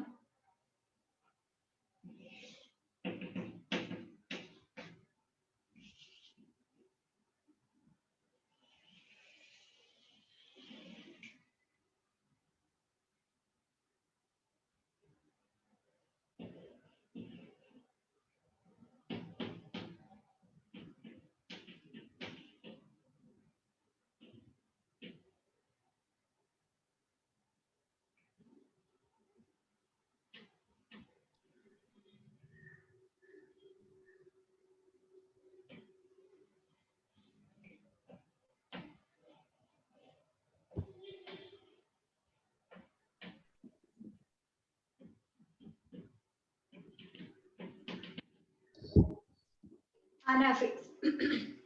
During anaphase, these chromosomes, this spindle fiber pull these chromosome towards the poles. Okay, appo endu cheyunu? During anaphase, these chromosomes are pulled by this spindle fibers. ഇതിനെ അങ്ങോട്ട് പിടിച്ച് വലിക്കുകയാണ് ചെയ്യുന്നത്, പുൾ ചെയ്യും. എവിടെ? സെൻട്രോമിയറിന് ഇവിടെയാണ് ഇത് അറ്റാച്ച് ചെയ്തിരിക്കുന്നത്. Okay, so the spindle fiber pull this chromosome towards the poles. അങ്ങനെ എന്ത് ചെയ്യുന്നു? ഇവിടെ വെച്ച് ഇത് ഡിവൈഡ് ചെയ്യുന്നു. Chromosome divide at the centromere region and move towards opposite poles. Okay, അപ്പൊ നമുക്ക് ഇവിടെ തന്നിരിക്കുന്നതിൽ 4 ക്രോമസോം ആണ് തന്നിരിക്കുന്നത്. ആ 4 ക്രോമസോമിന്റെയും എവിടെ വെച്ചാണ് ഡിവൈഡ് ചെയ്യുന്നത്? ഈ സെൻട്രോമിയർ ഇവിടെ വെച്ച് ഡിവൈഡ് ചെയ്തിട്ട് ഈ ക്രോമസോമിന്റെ ഒരു പാർട്ട് നമ്മൾ പഠിച്ചു, 2 ക്രോമാറ്റിഡ് ആണുള്ളത്. ആ 2 ക്രോമാറ്റിഡില് ഒരു ക്രോമാറ്റിഡ് നോർത്തിലേക്കും ഒരു ക്രോമാറ്റിഡ് സൗത്ത് പോളിലേക്കും ഇതിനെ കൊണ്ടുപോവുകയാണ് ചെയ്യുന്നത് ഈ സ്പിൻഡിൽ ഫൈബർ എന്ന് പറയുന്നത്. ഓക്കെ, ഇവിടെ പക്ഷെ ക്രോമസോം നമ്പർ ചേഞ്ച് ചെയ്യത്തില്ല. അത് നമുക്ക് മനസ്സിലാക്കാൻ പറ്റും. ഒരു സിംഗിൾ ക്രോമസോം ആണ് ഡിവൈഡ് ചെയ്യുന്നത് കേട്ടോ. സിംഗിൾ ക്രോമസോം ആണ് ഡിവൈഡ് ചെയ്യുന്നത്, അല്ലാതെ ഒരു ക്രോമസോമിനെ മൊത്തത്തോടെ അങ്ങ് കൊണ്ടുപോയല്ല, ഒരു സെറ്റിനെ മാത്രമല്ല കൊണ്ടുപോകുന്നത്. ഇവിടെ ഇതില് ഒരെണ്ണത്തിന് മുകളിലോട്ടും ഒരെണ്ണത്തിന് ഇവിടെ താഴോട്ടും അങ്ങനെയല്ല കൊണ്ടുപോകുന്നത്. സിംഗിൾ ക്രോമസോം ആണ് ഡിവൈഡ് ചെയ്യുന്നത്. അത് നിങ്ങളുടെ മനസ്സിൽ വെച്ചിരിക്കുക. A single chromosome divide at the centromere region and the spindle fiber pulls these chromosome towards the opposite poles. Okay, അങ്ങനെ opposite poles ലേക്ക് 2 ക്രോമസോമിനെയും ഇവിടെ കൊണ്ടുപോയി. അങ്ങനെ എന്ത് ചെയ്തു? ഇപ്പം ക്രോമസോംസ് 2 സൈഡിലായിട്ട് മാറി. ഇപ്പൊ അനാഫേസിൽ നടക്കുന്നത് ഇത് മാത്രമേ ഉള്ളൂ. The chromosomes are moved towards the opposite poles. Okay, by the activity of this spindle fiber. Okay, പിന്നെ ഇതിന്റെ മറ്റൊരു പ്രത്യേകത എന്ന് വെച്ചിട്ടുണ്ടെങ്കിൽ ഇവിടെ ഈ ഒരു ടൈമിൽ നോക്കിക്കഴിഞ്ഞാൽ ഇതിന്റെ ഷേപ്പ് ഞാൻ വരച്ചിരിക്കുന്ന അത്ര ശരിയല്ല, ഒരു എൽ ഷേപ്പ് ഒക്കെ ആയിരിക്കും. ഒരു എൽ പോലെയുള്ള ഇങ്ങനെ കുറച്ച് ഇത് വിടർത്തി വന്നാൽ ഒരു എൽ ഷേപ്ഡ് സ്ട്രക്ചർ ആയിട്ടായിരിക്കും കാണുന്നത്. അപ്പൊ ഇത് റയർ ആയിട്ട് ഈ ക്വസ്റ്റ്യൻ ചോദിച്ചിട്ടുണ്ട്. ഏതാണ് ഷേപ്പ് ഓഫ് എൽ ഷേപ്പിൽ കാണുന്നത്? എപ്പോഴാണ് എൽ ഷേപ്പിൽ കാണുന്നത്? അനാഫേസിലാണ് എൽ ഷേപ്പിൽ കാണുന്നത് ക്രോമസോംസ്. ഓക്കെ, അങ്ങനെ അനാഫേസ് കഴിഞ്ഞു. പ്രോഫേസ് ആയി, metaphase, anaphase. Next is telophase. Telophase ആകുമ്പോഴത്തേനും ഇപ്പൊ നമുക്കറിയാം അല്ലെ, chromosomes are situated in opposite poles. These chromosomes develops to form chromatin reticulum. Okay, ഇതിവിടെ chromatin reticulum ആയിട്ട് മാറുന്നു.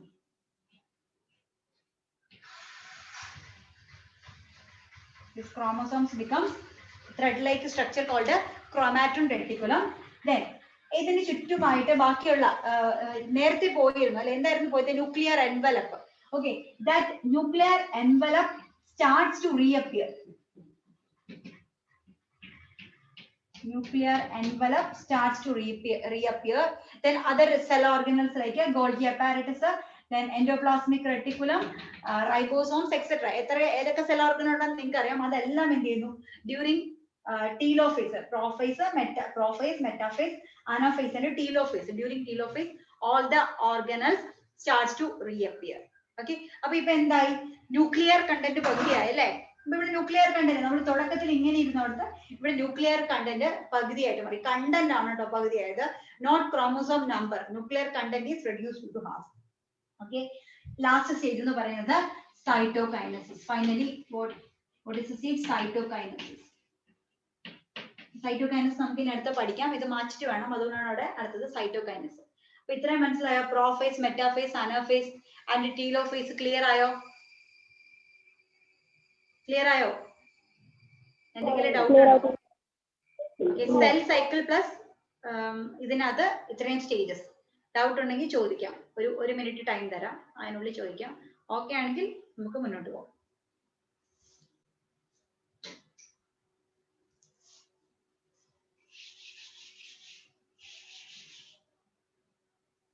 ടീച്ചർ, ക്രൊമാറ്റിഡ് എന്ന് പറയുമ്പോ കറക്റ്റ് ക്രോമസോമിന്റെ പകുതിയല്ലേ? ക്രോമസോമിന്റെ അതെ, ക്രോമാറ്റിഡ് എന്ന് പറയുന്നത് അതായത് നമ്മൾ സ്ട്രക്ചർ ഓഫ് ക്രോമസോം ഇവിടെ വരച്ചിരുന്നു. അപ്പൊ ഇതൊരു സെൻട്രോമിയർ ആണെന്നുണ്ടെങ്കിൽ ഇതാണ് നമ്മൾ ഒരു ക്രോമാറ്റിഡ്, ഇതാണ് സെക്കൻഡ് ക്രോമാറ്റിഡ്. ഓക്കെ, അപ്പൊ സ്ട്രക്ചർ പഠിക്കുമ്പോൾ നമുക്ക് അറിയാൻ പറ്റും. സ്ട്രക്ചർ ഓഫ് ക്രോമസോം പഠിക്കുമ്പോൾ നമുക്ക് അറിയാൻ പറ്റും it has A centromere and 2 chromatids. അപ്പൊ നമുക്ക് എപ്പോഴും പറയാൻ പറ്റില്ല 2 ക്രോമാറ്റിഡ് ഉണ്ടെന്ന്. ഇൻ സം സ്റ്റേജസ് ഇത് 2 ക്രോമാറ്റിഡ് ആയിട്ടല്ല, സിംഗിൾ ക്രോമാറ്റിഡ് ആയിട്ട് ഇങ്ങനെയും കാണാറുണ്ട്. ഓക്കെ, അപ്പൊ ക്രോമാറ്റിഡ് എന്ന് പറയുമ്പോൾ നമ്മളൊരു സ്ട്രക്ചറിലേ നോക്കിക്കഴിഞ്ഞാൽ it is part of chromosome. ക്രോമസോമിന്റെ പാർട്ട് ആയിട്ടുള്ള ഒരു പകുതി ഹാഫ് നമുക്ക് പറയാം. ഏത് സ്റ്റേജിലാണെന്ന് ചോദിച്ചിട്ടുണ്ടെങ്കിൽ മെറ്റാഫേസിലാണ്. മെറ്റാഫേസിൽ ഇത് കാണുന്നത് ഈ ഒരു സ്റ്റേജിലാണ് കാണുന്നത്. പക്ഷെ അനാഫേസ് വരുമ്പോ കണ്ടോ ഇവിടെ സിംഗിൾ ക്രോമാറ്റിഡ് ഈ ഒരു ഫോമിലാണ് കാണുന്നത്. ഓക്കെ, അതുകൊണ്ട് ക്രോമസോമിന്റെ പകുതി എന്ന് നമുക്ക് പറയാൻ പറ്റില്ല. Chromatin reticulum is organised in the form of chromatid നമുക്ക് പറയാം. മനസ്സിലായോ? നമ്മുടെ ക്രോമാറ്റിൻ റെട്ടിക്കുലം എന്ന് പറയുന്നത് ത്രെഡ് ലൈക്ക് സ്ട്രക്ചർ ഓർഗനൈസ് ചെയ്തിരിക്കുന്ന ഏത് ഫോമിലാണ്? In the form of chromatid. During metaphase 2 chromatids are present. During anaphase single chromatid is present. Okay, clear ആണോടോ? ടീച്ചർ, ഈ ഹോമോലോഗസ് പെയർ എന്ന് പറയാറില്ലേ ഇതിന്? ഹോമോലോഗസ് പെയർ എന്ന് പറയാറില്ലേ? ഓക്കെ, അത് നമ്മൾ മിയോസിസിൽ എടുക്കുമ്പോൾ ഞാൻ അവിടെ എടുക്കാം. മിയോസിസിൽ നമ്മൾ അവിടുത്തെ ടെക്നിക്കൽ ടേംസ് പഠിക്കുന്നുണ്ട് കേട്ടോ. ഹോമോലോഗസ് ക്രോമസോംസും അതുപോലെ സിസ്റ്റർ ക്രോമാറ്റിഡ് അങ്ങനെ കുറെ ടേംസ് ഉണ്ട്. അവിടെ എത്തുമ്പോഴത്തേന് ഞാൻ പറയാം. ഇവിടെ അത് പറഞ്ഞാൽ നിങ്ങൾക്ക് കൺഫ്യൂഷൻ ആയി പോകും, അതുകൊണ്ട് അവിടത്തേക്ക് പറയാം. ഓക്കെ, അതിലേക്ക് എത്താം, നമുക്ക് പറയാം. ഓക്കെ, നെക്സ്റ്റ് വരുന്നത് സൈറ്റോകൈനസിസ് ആണ് കേട്ടോ. സൈറ്റോകൈനസിസ് ആണ്. അപ്പൊ ഇവിടെ ന്യൂക്ലിയർ കണ്ടന്റ് ഡിവൈഡ് ചെയ്തു. നമുക്ക് 2 സൈഡിലും group of chromatin reticulum in the form of a threat അത് പ്രസന്റ് ആണ്. ഇനി എന്ത് വേണം? കാരിയോകൈനസിസ് കംപ്ലീറ്റ് ചെയ്തു. ഇനി നമുക്ക് നടക്കേണ്ടത് സൈറ്റോകൈനസിസ് വേണം, അല്ലെ? Division of cytoplasm. അപ്പം അനിമൽ സെല്ലിലും പ്ലാന്റ് സെല്ലിലും ഡിഫറെന്റ് ആണ് cytokinesis.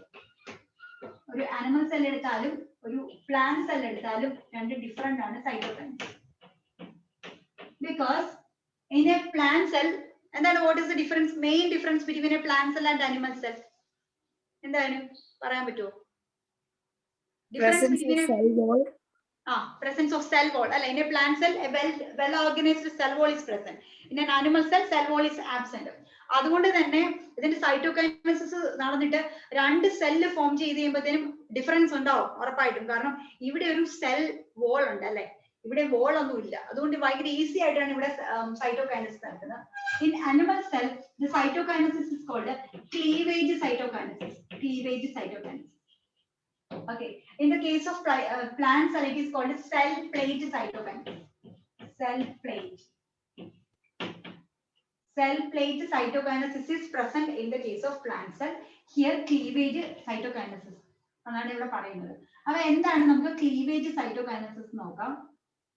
During cleavage cytokinesis,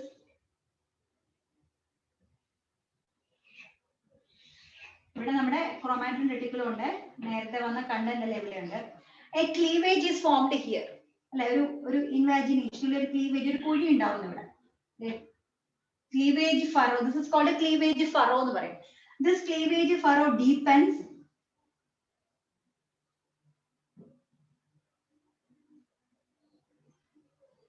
in a deep ആയിട്ട് finally two cells are formed. Okay, ഇതിനാണ് നമ്മൾ ക്ലീവേജ് സൈറ്റോകൈനസിസ് എന്ന് പറയുന്നത്. എന്ത് ചെയ്യുന്ന ഒരു ക്ലീവേജ് ഫറോ ഫോം ചെയ്യുന്നു, സിമ്പിൾ ആയിട്ട് അത് ഡീപ്പായി വന്നിട്ട് രണ്ട് സെല്ലിങ് അതിൽ നിന്ന് സെപ്പറേറ്റ് ചെയ്ത് ഫോം. സിമ്പിൾ ആയിട്ട് ഇവിടെ അത്രേ ഉള്ളൂ സംഭവിക്കുന്നത്. But cell plate cytokinesis, during cell plate cytokinesis A cell plate is formed. ഇതൊരു സെല്ലാണെന്നിരിക്കട്ടെ, ഒരു plant സെല്ലാണെന്നിരിക്കട്ടെ, a cell plate is formed here. A plate like structure called a cell plate is formed here. അത് കഴിഞ്ഞതിന് ശേഷമാണ് ഈ cell plate എന്ന് പറയുന്ന structure ഉണ്ടായിട്ട് the cell plate finally becomes middle lamella.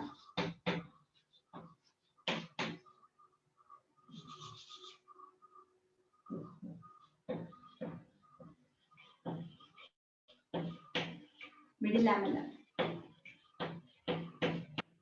Okay, cell plate ൽ നിന്നാണ് middle lamella form ചെയ്യുന്നത്. ഓക്കെ, ഇനി മറ്റൊരു ക്വസ്റ്റ്യൻ ഇത് പറയുന്നത് വേറൊരു ടേം നമ്മൾ കാണുന്ന ഫ്രാഗ്മോപ്ലാസ്റ്റ്. ടെക്സ്റ്റ് ബുക്കിലും കണ്ടിട്ടുണ്ടാവും നിങ്ങൾ ഫ്രാഗ്മോപ്ലാസ്റ്റ്. ഞാൻ ക്ലീവേജ് സൈറ്റോകൈനസിസ് മായ്ക്കാണ്.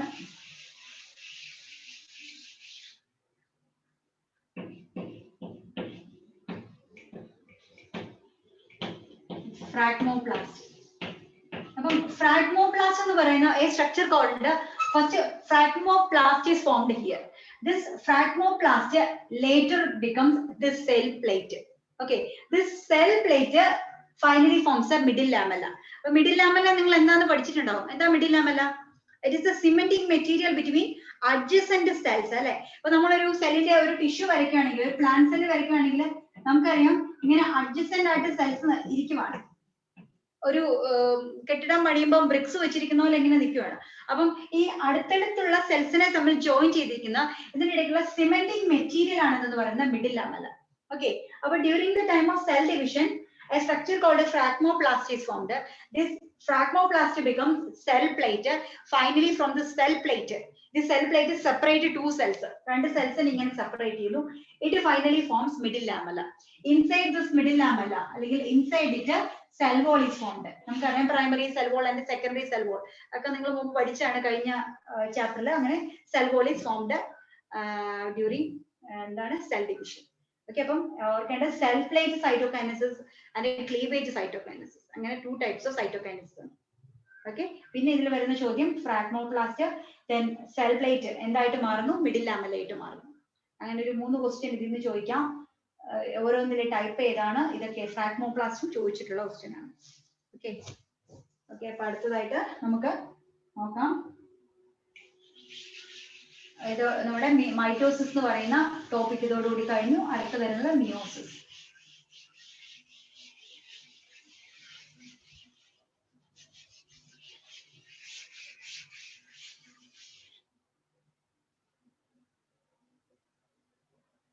Meiosis.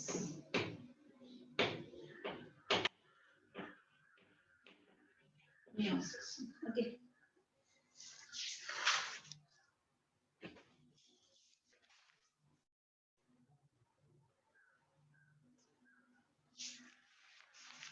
Okay. അപ്പം മിയോസിസ് ആണ്. അപ്പൊ ഞാനിവിടെ വരയ്ക്കാൻ പോകുന്ന ഇമേജ് നമ്മുടെ ടെക്സ്റ്റ് ബുക്കിലെ ഇമേജ് അല്ല വരയ്ക്കാൻ പോകുന്നത്. അതിനകത്ത് നമ്മുടെ ലെപ്റ്റോട്ടിൻ സൈഗോട്ടിൻ എന്ന് പറഞ്ഞ സ്റ്റേജേ കൊടുത്തിട്ടുള്ളൂ. പക്ഷേ ലെപ്റ്റോട്ടിനും സൈഗോട്ടിനും നടക്കുന്ന ഇവന്റ്സ് എന്താന്ന് ഒരു ഇമേജ് പോലും കൊടുത്തിട്ടില്ല. അതുകൊണ്ട് ഞാൻ ഇനി വരയ്ക്കുന്ന ഇമേജ് നിങ്ങളൊന്ന് വരച്ചെടുക്കണം. അപ്പൊ നമുക്ക് പെട്ടെന്ന് നോക്കാൻ വേണ്ടി ഇമേജ് നോക്കിയാൽ ഈ ഒരു ചാപ്റ്ററിന്റെ ഒരു പ്രത്യേകത എന്ന് വെച്ചിട്ടുണ്ടെങ്കിൽ നമുക്ക് കുറെ ഇമേജസ് വരുന്ന ഒരു ചാപ്റ്റർ ആണ്. മൈറ്റോസിസിനകത്ത് തന്നെ ഇത്ര ഇവന്റ്സ് ഉണ്ട്. അതെല്ലാം ഓരോ ക്വസ്റ്റ്യൻ പേപ്പറിലും ചോദിച്ചിട്ടുള്ളതാണ്. മിയോസിസിൽ നടക്കുന്ന ഇവന്റ്സ്, സെൽ സൈക്കിൾ, അതെല്ലാം വളരെ വളരെ ഇമ്പോർട്ടന്റ് ആയിട്ടുള്ള കുറെ ക്വസ്റ്റ്യൻസ് ആണ് ഇതിൽ നിന്ന് വരുന്നത്. അതുപോലെ മറ്റൊരു പ്രത്യേകത എന്ന് വെച്ചിട്ടുണ്ടെങ്കിൽ ഇതിൽ നമുക്കൊരു 2 ക്വസ്റ്റ്യൻ, ചിലപ്പം ഒരു ചെറിയ ചാപ്റ്റർ ആണിത്, പക്ഷെ ഇതിൽ നിന്ന് ചിലപ്പം 2 ക്വസ്റ്റ്യൻ ചോദിച്ചിട്ടുണ്ട്. ചില എക്സാംസിന് 3 ക്വസ്റ്റ്യൻ വരെ ചോദിച്ചിട്ടുണ്ട്. അത്രത്തോളം ഇമ്പോർട്ടന്റ് ആയിട്ടുള്ള ഒരു ചാപ്റ്റർ ആണ് cell cycle and cell division. പ്രത്യേകിച്ച് ഏറ്റവും കൂടുതൽ ഇമേജസ് വരുന്ന ഒരു ചാപ്റ്ററും കൂടിയാണ് ഈ ഒരു ചാപ്റ്റർ. അപ്പൊ അതിൽ എല്ലാവരും എൻസിആർടി ടെക്സ്റ്റ് ബുക്കിലുള്ള ഇമേജ് നോട്ട് ചെയ്തുകൊണ്ട് പോകണം. ചിലപ്പോൾ അതേപടി എടുത്തായിരിക്കും നിങ്ങൾക്ക് എക്സാമിന് ചോദിക്കുന്നത്. കൂടുതലും ആ ഇമേജസ് ആണ് ചോദിക്കാറുള്ളത്. അതുകൊണ്ട് അതൊന്ന് നിങ്ങൾ ശ്രദ്ധിച്ചോണം. ഓക്കെ, അപ്പൊ നമുക്ക് ഇനി മിയോസിസ് നോക്കാം. മിയോസിസിന്റെ സ്റ്റേജസിനെ നമുക്ക് 2 ആയിട്ട് ഡിവൈഡ് ചെയ്യാം. Meiosis 1 and meiosis 2. meiosis 1 and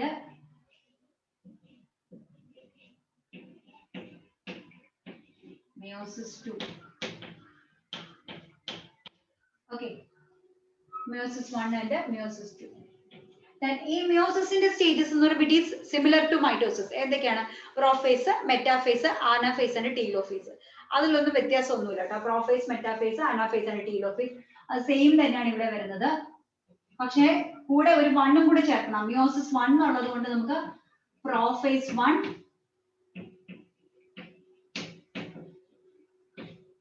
metaphase 1, then anaphase 1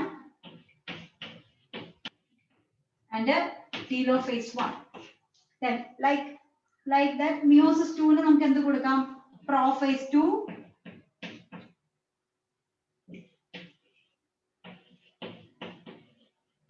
metaphase 2,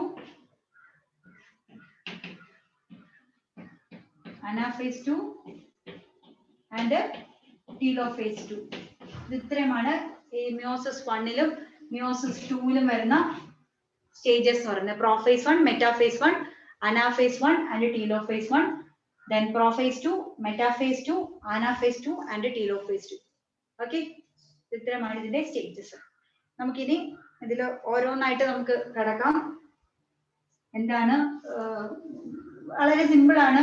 സത്യം പറഞ്ഞാൽ നമുക്ക് ഈ പ്രോഫേസ് 1 മാത്രമേ ഇത്തിരി ബുദ്ധിമുട്ടായിട്ടുള്ളതുള്ളൂ. നിങ്ങൾ ഫോക്കസ് ചെയ്യേണ്ട ഒരു സംഭവം പ്രോഫേസ് 1 പഠിക്കുക, പിന്നെ മൈറ്റോസിസും പഠിക്കുക. മൈറ്റോസിസും പ്രോഫേസ് 1 മാത്രം പഠിച്ചാൽ മതി. ബാക്കി എല്ലാം ഏകദേശം ഒരുപോലെയാണ്. ചെറിയ ചെറിയ വ്യത്യാസമുള്ളൂ. അത് എന്താണെന്ന് ഞാൻ നിങ്ങൾക്ക് പറഞ്ഞു തരുന്നതായിരിക്കും. അപ്പൊ ആദ്യം എന്താണ് പ്രോഫേസ് 1 എന്ന് നമുക്ക് നോക്കാം. Prophase 1 of meiosis. It is the longest phase in meiosis. മിയോസിസിലെ തന്നെ മിയോസിസിലെ മിയോസിസ് 1ഉം മിയോസിസും 2ഉം നമ്മൾ എടുത്തു കഴിഞ്ഞാൽ അതിൽ ലോങ്സ്റ്റ് ഫേസ് ആണ് എന്തെന്ന് പറയുന്നത്? പ്രോഫേസ് 1 എന്ന് പറയുന്നത്. ഓക്കെ, ഇതിന് കുറച്ച് സബ് സ്റ്റേജസ് ഉണ്ട്. വേറെ ഒന്നിനും നമുക്ക് എന്താണ് സബ് സ്റ്റേജസ് ഇല്ല. അപ്പൊ ഏതൊക്കെയാണ് സ്റ്റേജസ് ഓഫ് പ്രോഫേസ് 1 എന്ന് നമുക്ക് നോക്കാം. കുറച്ച് സ്ഥലം ആവശ്യമുണ്ട്, ഇത് മാറ്റിയാണ്. Stages of prophase 1.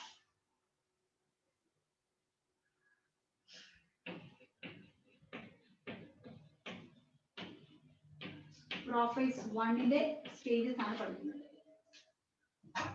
First stage is called ലെപ്റ്റോട്ടീൻ.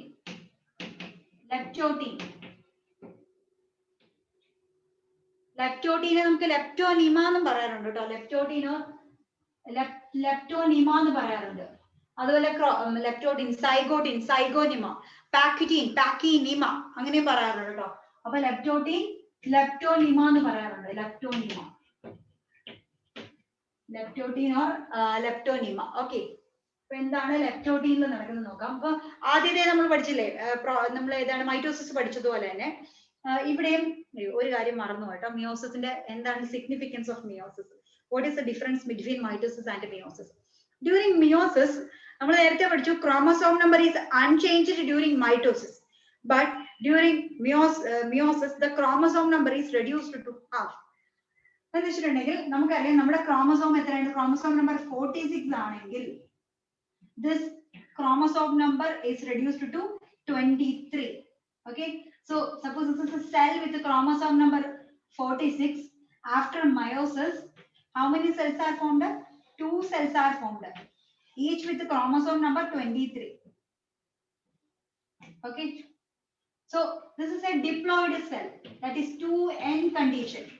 Okay, this is a haploid cell. Diploid cell, this is a haploid cell. Diploid cell and a haploid cell. Okay, this is n. Here n is 23, then 2n, that means 2 into 23 വന്നപ്പോഴാണ് നമുക്ക് ഇവിടെ chromosome number എത്രയായിട്ട് മാറിയത്?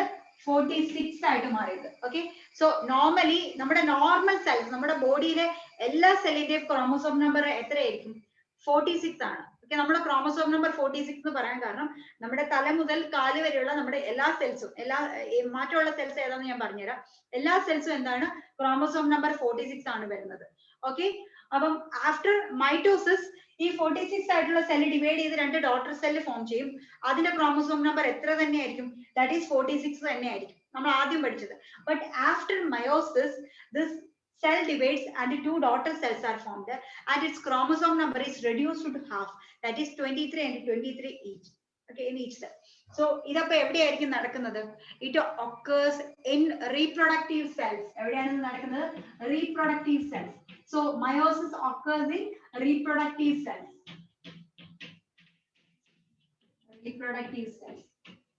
Reproductive cells നമ്മൾ പഠിച്ചിട്ടുണ്ട് അനിമൽസിന്റെ കേസിൽ formation of male and female gametes അല്ലെ. Male gamete is called sperm and female gamete is called egg.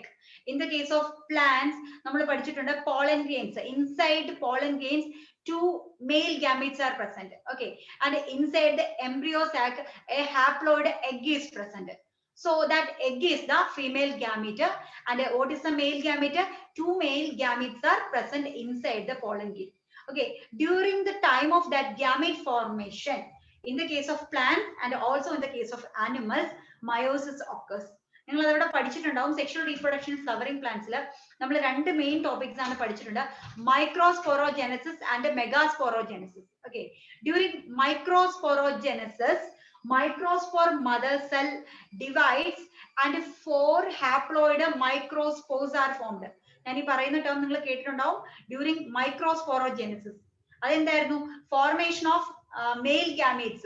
That phenomenon is called a microsporogenesis. Okay, so during microsporogenesis 4 microspores are formed. That 4 microspores later becomes 4 pollen grains. അപ്പം അവിടെ single meiosis ആണ് നടക്കുന്നത്.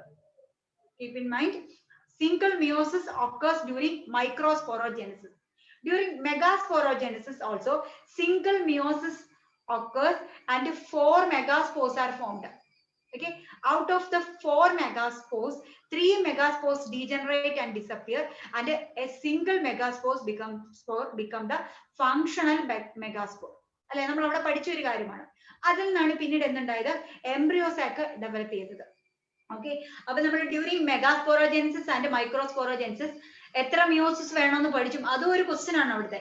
Single meiosis is required for the formation of 4 microspores and also for the formation of embryo cycle. അപ്പൊ ഒരു മിയോസിസിന്റെ product എത്രയാണ്? From a diploid cell after single meiosis, ഇവിടെ 2 haploid സെല്ലേ കാണിച്ചിട്ടുള്ളൂ, actually 4 haploid cells are formed. അത് എങ്ങനെയാണെന്ന് ഞാൻ പറഞ്ഞുതരാം. ഇപ്പൊ 2 സെല്ലേ കാണിച്ചുള്ളൂ, ഇത് രണ്ടും കൂടി ആവും, അത് ഞാൻ പറഞ്ഞുതരാം എങ്ങനെയാണ്. അപ്പൊ ക്ലിയർ ആണെന്ന് വിചാരിച്ചിരിക്കുന്നു. Meiosis occurs in reproductive cell. ഇനി അനിമൽ റീപ്രൊഡക്ഷൻ എടുത്തു കഴിഞ്ഞിട്ടുണ്ടെങ്കിൽ എന്താണ്? നിങ്ങൾ സ്പെർമാറ്റോജെനസിസ് പഠിച്ചിട്ടുണ്ടാവും. അപ്പൊ അവിടെ പഠിച്ചിട്ടുണ്ട് 4 sperms are formed അല്ലെ. അതുപോലെ തന്നെ ഗാമീറ്റോജെനസിസിലെ ഫീമെയിൽ ഗാമീറ്റ് ഉണ്ടാകുന്ന പ്രോസസ്സിൽ അവിടെ പക്ഷേ എന്താണ് സ്റ്റെറൈൽ ആയിട്ടുള്ളതും പ്രൊഡ്യൂസ് ചെയ്യുന്നു, അതോടെ ഫെർട്ടൈൽ ആയിട്ടുള്ള സിംഗിൾ സെല്ലെ പ്രൊഡ്യൂസ് ചെയ്യുന്നുള്ളൂ, സിംഗിൾ ഫീമെയിൽ ഗാമീറ്റ് പ്രൊഡ്യൂസ് ചെയ്യുന്നുള്ളൂ. പക്ഷേ ആ ഒരു പ്രോസസ്സിനിടയ്ക്ക് 4 സെല്ലിന്റെ ഫോർമേഷൻ നിങ്ങൾ അവിടെ പഠിക്കുന്നുണ്ട്. ഓക്കെ, അതൊക്കെ അവിടെയൊക്കെ നടക്കുന്ന ഡിവിഷൻ ഏതാണ്? മിയോസിസ് ആണ്. So meiosis is the division which occurs in reproductive cell. Mitosis occurs in vegetative cell or നമ്മൾ സൊമാറ്റിക് സെൽ എന്നും അതിനെ വിളിക്കാറുണ്ട്. അപ്പൊ നമ്മുടെ ബോഡിയിലെ ഒരേ ഒരു ഹാപ്ലോയിഡ് സെൽ എന്ന് പറയുമ്പോൾ ഏതാണ്? എഗ് ഓർ സ്പേം അല്ലെ, അതാണ് ഗാമീറ്റ് ഫോർം. ഗാമീറ്റ്സ് ആണ്, മെയിൽ ആൻഡ് ഫീമെയിൽ ഗാമീറ്റ്സ്. അപ്പൊ അവിടെയാണ് മെയോസിസ് നടക്കുന്നത്. അപ്പൊ ക്രോമോസോം നമ്പർ പകുതിയായിട്ട് മാറുന്നു. അതുകൊണ്ടാണ് ഗാമീറ്റിന്റെ ക്രോമോസോം നമ്പർ പകുതിയായിട്ട് കാണുന്നത്. അതിനെ നമ്മൾ ഹാപ്ലോയിഡ് സെൽ എന്ന് പറയുന്നതിന്റെ കാരണവും അത് തന്നെയാണ്. ഓക്കെ, അപ്പം ആ ഒരു ഇൻട്രൊഡക്ഷൻ നിങ്ങൾക്ക് ക്ലിയർ ആണെന്ന് വിചാരിക്കുന്നു. ഈ പറഞ്ഞിരിക്കുന്നതിൽ ഈ ക്രോമോസോം നമ്പർ ഹാഫ് ആകുന്നതിൽ എന്തെങ്കിലും ഡൗട്ട് ഉണ്ടോ? Haploid cell, diploid cell, then meiosis അവിടെ നടക്കുന്നു, എന്തെങ്കിലും ഡൗട്ട് ഉണ്ടോ ഈ ഒരു ടോപ്പിക്കില്?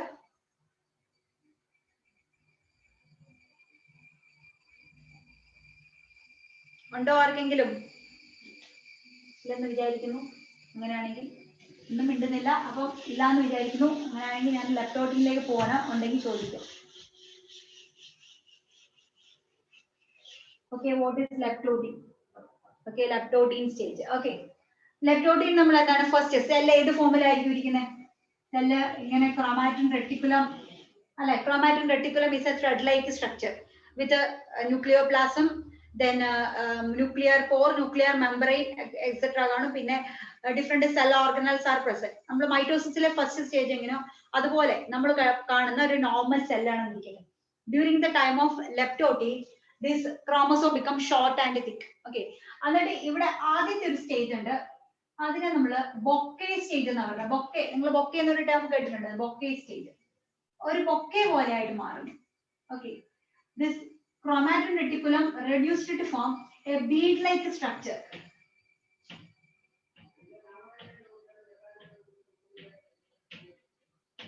ബ്രൈഡൽ ബൊക്കെ പോലെയൊക്കെ ഇങ്ങനെ ഇങ്ങനെ ഇങ്ങനെ പിടിക്കുന്ന ബ്രൈഡൽ ബൊക്കെ ഉണ്ടല്ലോ, അങ്ങനെ ഒരു ഷേപ്പ് ഇരിക്കുന്നതുകൊണ്ട് തന്നെ അതിൽ ഫ്ലവേഴ്സ് അറേഞ്ച് ചെയ്തിരിക്കുന്ന പോലെ ഒരു ഫോം. അതുകൊണ്ട് തന്നെ ലെപ്റ്റോട്ടീൻ സ്റ്റേജിൽ ഇതിനെ വിളിക്കുന്ന കാരണം ബൊക്കെ സ്റ്റേജ് എന്ന് നമ്മൾ പറയാറുണ്ട്. Bouquet stage is present in dash. എവിടെയാണ്? ലെപ്റ്റോട്ടീനിലാണ് ഈ ഒരു ബൊക്കെ അറേഞ്ച്മെന്റ് അല്ലെങ്കിൽ ബൊക്കെ സ്റ്റേജ് കാണുന്നത്. ലെപ്റ്റോട്ടീനിലാണ്. That means the chromatin reticulum reduced to form a and it looks like a bouquet. That's why it is called a bouquet stage എന്ന് പറയുന്നത്. Okay. During that time, the chromatin reticulum condenses to form a bead-like structure. Okay. This bead-like structure is called a chromomere. Chromomere. അപ്പൊ ഇതാണ് ലെപ്റ്റോട്ടീന്റെ ആദ്യം നടക്കുന്ന event എന്ന് പറയുന്നത്. അത് ടെക്സ്റ്റിൽ പറഞ്ഞിട്ടുമില്ല, ആ ഇമേജ് കൊടുത്തിട്ടില്ല. പക്ഷെ ഇങ്ങനെ ഒരു ക്വസ്റ്റ്യൻ ചോദിച്ചിട്ടുണ്ട്, ബൊക്കേഡ് അറേഞ്ച്മെന്റ് ഈസ് സീൻ. ഓക്കെ. അപ്പൊ അത് എഴുതി നോട്ട് ചെയ്ത് വെക്കാം. ദെൻ അത് കഴിഞ്ഞിട്ട് എന്താ സംഭവിക്കുക എന്ന് വെച്ചിട്ടുണ്ടെങ്കിൽ ലെപ്റ്റോട്ടീനിൽ it is reduced to form chromosomes. അല്ല, അപ്പൊ ഇവിടെ നമ്മൾ നേരത്തെ പഠിച്ച 4 ക്രോമസോമുകളെ തന്നെ ഇവിടെ ഞാൻ വരയ്ക്കാൻ പോകുന്നത്. ഇനി ഒരു കൺഫ്യൂഷൻ ആവണ്ട. രണ്ടെണ്ണം വലുതും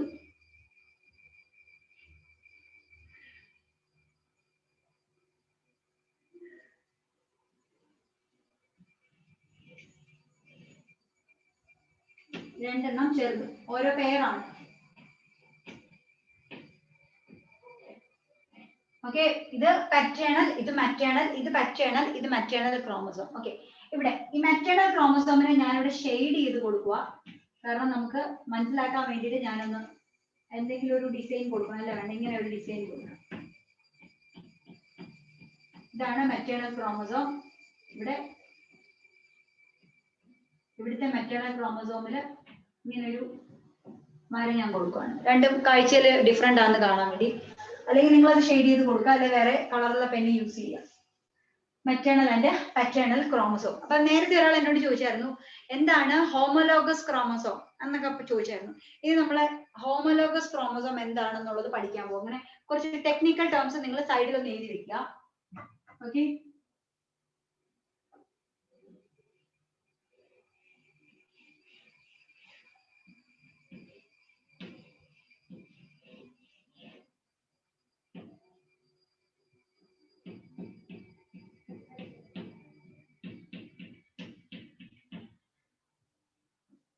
ഓക്കെ. നമ്മളിപ്പോ ഇവിടെ വരച്ച ഒരു പെയറില്ലേ, ആ പെയറിനെയാണ് നമ്മൾ വിളിക്കുന്നത് homologous chromosome എന്ന് പറയുന്നത്. Homologous chromosome is a pair of chromosome. A pair of chromosome present in a cell is called homologous chromosome. Okay. This homologous chromosomes include 2 chromosomes, a maternal chromosome and a paternal chromosome. Okay. Above a pair of chromosome present in a cell is called a homologous chromosome, and it consists of a maternal chromosome and a paternal chromosome. എന്ന് വെച്ചാല് നമ്മുടെ 23 pair ഉണ്ടല്ലോ, ആ ഓരോ പെയറിനെ നമ്മൾ വിളിക്കുന്ന പേരാണ് എന്ത്? Homologous chromosome. ഓരോ പെയറിനെയാണ് നമ്മൾ ഹോമോലോഗസ്. അപ്പൊ പെയറിനോ ഹോമോലോഗസ് ക്രോമസോം എന്ന് പറഞ്ഞിട്ടുണ്ടെങ്കിൽ നമുക്കിപ്പം ഫോർ എക്സാമ്പിൾ ക്രോമസോം നമ്പർ 1 അല്ലെ, പാറ്റേണൽ ഫാദറിൽ ഒരു ക്രോമസോം നമ്പർ 1 ഉണ്ടാകും, ദെൻ മദറിലും ഒരു ക്രോമസോം നമ്പർ 1 ഉണ്ടാകും. അതിലെ ക്രോമസോം നമ്പർ 1 ഏറ്റവും വലുത് അതാണ് കേട്ടോ. നിങ്ങളത് മോളിക്കുലർ ബേസിൽ പഠിക്കും. ഇതാണ് ക്രോമസോം നമ്പർ 1 എന്നിരിക്കുന്നത്. ഓക്കെ. നമുക്ക് എത്രയുണ്ട്? 23 പെയർ ഉണ്ട്. അതിനെ നമ്മൾ ക്രോമസോം നമ്പർ 23 നമ്മൾ എടുക്കുവാണ്. ഈ ക്രോമസോം നമ്പർ 23 പക്ഷെ ഇത്രയും ചെറുതായിരിക്കും. നിങ്ങൾ കാരിയോഗ്രാം എന്ന് പറയുന്ന ഒരു പിക്ചർ ഒക്കെ കണ്ടിട്ടുണ്ടാവും, ആ ചാപ്റ്ററിൽ പഠിക്കും മോളിക്കുലർ ബേസിൽ. ആണോ? ഇത് കാഴ്ചയിൽ എന്തെങ്കിലും സിമിലാരിറ്റി ഉണ്ടോ? ക്രോമസോം നമ്പർ 1 എന്ന് പറയുന്നത് 2 വലിയ 2 ലാർജ് ക്രോമസോംസ് ആണ്, chromosome number 1. But chromosome number 23 എന്ന് പറയുന്നത് 2 സ്മോൾ ക്രോമസോംസ് ആണ്. അപ്പം ഡ്യൂറിങ് പെയറിംഗ് അല്ലെങ്കിൽ ഹോമോലോഗസ് ക്രോമസോം എന്ന് പറയുന്നത് ഇതിന്റെ ഹോമോലോഗ് എന്ന് പറയുന്നത് ഇതായിരിക്കും. അപ്പൊ during the pairing process chromosome number 1 of paternal chromosome pairs with the chromosome number 1 of maternal chromosome.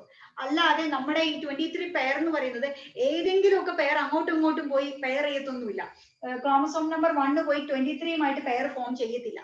മനസ്സിലായോ? അപ്പൊ ആ കറക്റ്റ് അവർ ആ ഒരു 1 ഈ പെയറിങ്ങിന്റെ സമയത്ത് ക്രോമസോം നമ്പർ 1 വരുമ്പോ മെറ്റേണൽ വരുമ്പോ ഫാദറിൽ നിന്നുള്ള വരുമ്പോ അല്ലെങ്കിൽ മദറിൽ നിന്നുള്ള വരുമ്പോ അവർ കറക്റ്റ് ആയിട്ട് C1 പെയർ ചെയ്യും, C2 പെയർ ചെയ്യും, C3 കറക്റ്റ് ആ ഒരു പെയറിംഗ് പ്രോസസ് നടക്കും. ആ പെയറിംഗ് പ്രോസസ്സ് നടക്കാതെ വരുന്ന ടൈമിലാണ് പല നമുക്ക് കണ്ടിട്ടുണ്ടാകും പല ആളുകളെ ഈ ജനറ്റിക് ഡിസീസ്, ജനറ്റിക്കൽ ആയിട്ടുള്ള അബ്നോർമാലിറ്റീസ് ഉള്ള ആൾക്കാർ, അല്ലെങ്കിൽ ഈ പെയറിംഗ് കറക്റ്റ് ആയത് വരുമ്പോഴത്തേനും ഒരു ക്രോമസോം മിസ് ആകുന്ന സമയത്താണ് നിങ്ങൾ പഠിച്ചിട്ടുണ്ടാകും ടർണർ സിൻഡ്രോം, ക്ലീൻഫെൽറ്റർ സിൻഡ്രോം എന്നൊക്കെ പല ടൈപ്പ് ഓഫ് ഡിസീസ് പഠിച്ചിട്ടുണ്ടായിരിക്കും. അപ്പൊ ഈ പറയുന്ന ഡിഫറെന്റ് ക്രോമസോംസ് ഒന്ന് മിസ് ആവുകയോ ഒന്ന് കൂടുകയോ ഒക്കെ ചെയ്യുന്ന ടൈമിലാണ് അങ്ങനെയുള്ള ഡിസീസ് ആവുന്നത്. അപ്പൊ normally at the time of pairing എന്താണ് ക്രോമസോം നമ്പർ പെയർസ് വിത്ത് 1 പെയർസ് വിത്ത് 1, 2 പെയർസ് വിത്ത് 2, 26 പെയർസ് വിത്ത് 23. അങ്ങനെയായിരിക്കും ആ പ്രോസസ് നടക്കുന്നത്. അപ്പം ക്ലിയർ ആണെന്ന് വിചാരിക്കുന്നു. സോ ഹോമോലോഗസ് ക്രോമസോം എന്ന് പറഞ്ഞിട്ടുണ്ടെങ്കിൽ A pair of chromosome present in A cell which contain A paternal chromosome and a maternal chromosome. That is homologous pair or homologous chromosome. Homologous chromosome clear ആയോ? മനസ്സിലായോ? നേരത്തെ ഒരാളുടെ doubt ചോദിച്ചിരുന്നു. Okay, ഇനി അടുത്ത ഇതിൽ വരുന്ന അടുത്തതാണ് വാട്ട് ഇസ് സിസ്റ്റർ ക്രോമാറ്റിഡ്. ചോദിച്ച ഡൗട്ട് അല്ല, നമുക്ക് ടേംസ് പറഞ്ഞിട്ട് മുന്നോട്ട് പോവാം. Sister chromatid. What is A sister chromatid? Sister chromatid എന്ന് വെച്ചാൽ അല്ലെ നമുക്കറിയാം A single chromosome consist of 2 chromatids അല്ലെ, 2 chromatids ഉണ്ട്. These 2 chromatids are called sister chromatid. അത് നമുക്ക് പേരിൽ നിന്ന് തന്നെ പഠിക്കാം. ഒരു ക്രോമസോമിലുള്ള 2 ക്രോമാറ്റിഡുകൾ സിസ്റ്റേഴ്സ് ആയിരിക്കുമല്ലോ. ഒരു വീട്ടിലുള്ള 2 പേര് സിസ്റ്റേഴ്സ് അല്ല, അതുപോലെ ഒരു ക്രോമസോമിലെ 2 ക്രോമാറ്റിഡ് സിസ്റ്റർ ക്രോമാറ്റിഡ് എന്ന് വിളിക്കുന്നു. ഇനി ഈ ക്രോമാറ്റിഡും പക്ഷേ ഈ മെറ്റേണലിലും പറ്റേണലിലും 2 ക്രോമാറ്റിഡുകൾ ഉണ്ടല്ലോ, ഇത് രണ്ടും വിളിക്കുന്നത് നമ്മളിപ്പോ നോൺ സിസ്റ്റർ ക്രോമാറ്റിഡ്സ് ആണ്. ഞാൻ ഇനി അങ്ങോട്ട് പറയുമ്പോൾ സിസ്റ്റർ, നോൺ സിസ്റ്റർ, ഹോമോലോഗസ് എന്നുള്ള ടേം യൂസ് ചെയ്യുള്ളൂ. നിങ്ങളുടെ മനസ്സിലുണ്ടായിരിക്കണം ഹോമോലോഗസ് ക്രോമസോം എന്ന് പറയുമ്പോൾ ഈ പറഞ്ഞ പെയറിനെയാണ് ഹോമോലോഗസ് പറയുന്നത്. സിസ്റ്റർ എന്ന് പറയുമ്പോൾ ഇത് രണ്ടും സിസ്റ്റർ, നോൺ സിസ്റ്റർ എന്ന് പറയുമ്പോൾ ഇത് രണ്ടുമാണ് നോൺ സിസ്റ്റർ ക്രോമാറ്റിഡ്. ഓക്കെ, അപ്പൊ chromatid present in A single chromosome is called a sister chromatid and a chromatid present in 2 different chromosomes are called a non-sister chromatids. Okay, അപ്പം ഇതോടുകൂടി നമ്മുടെ terms 2-3 terms കഴിഞ്ഞു. ഇനി നമുക്ക് വീണ്ടും നമ്മുടെ പ്രോസസ്സിലേക്ക് പോകാം. ലെപ്റ്റോട്ടി. ടീച്ചർ ടേമിൽ എന്ത്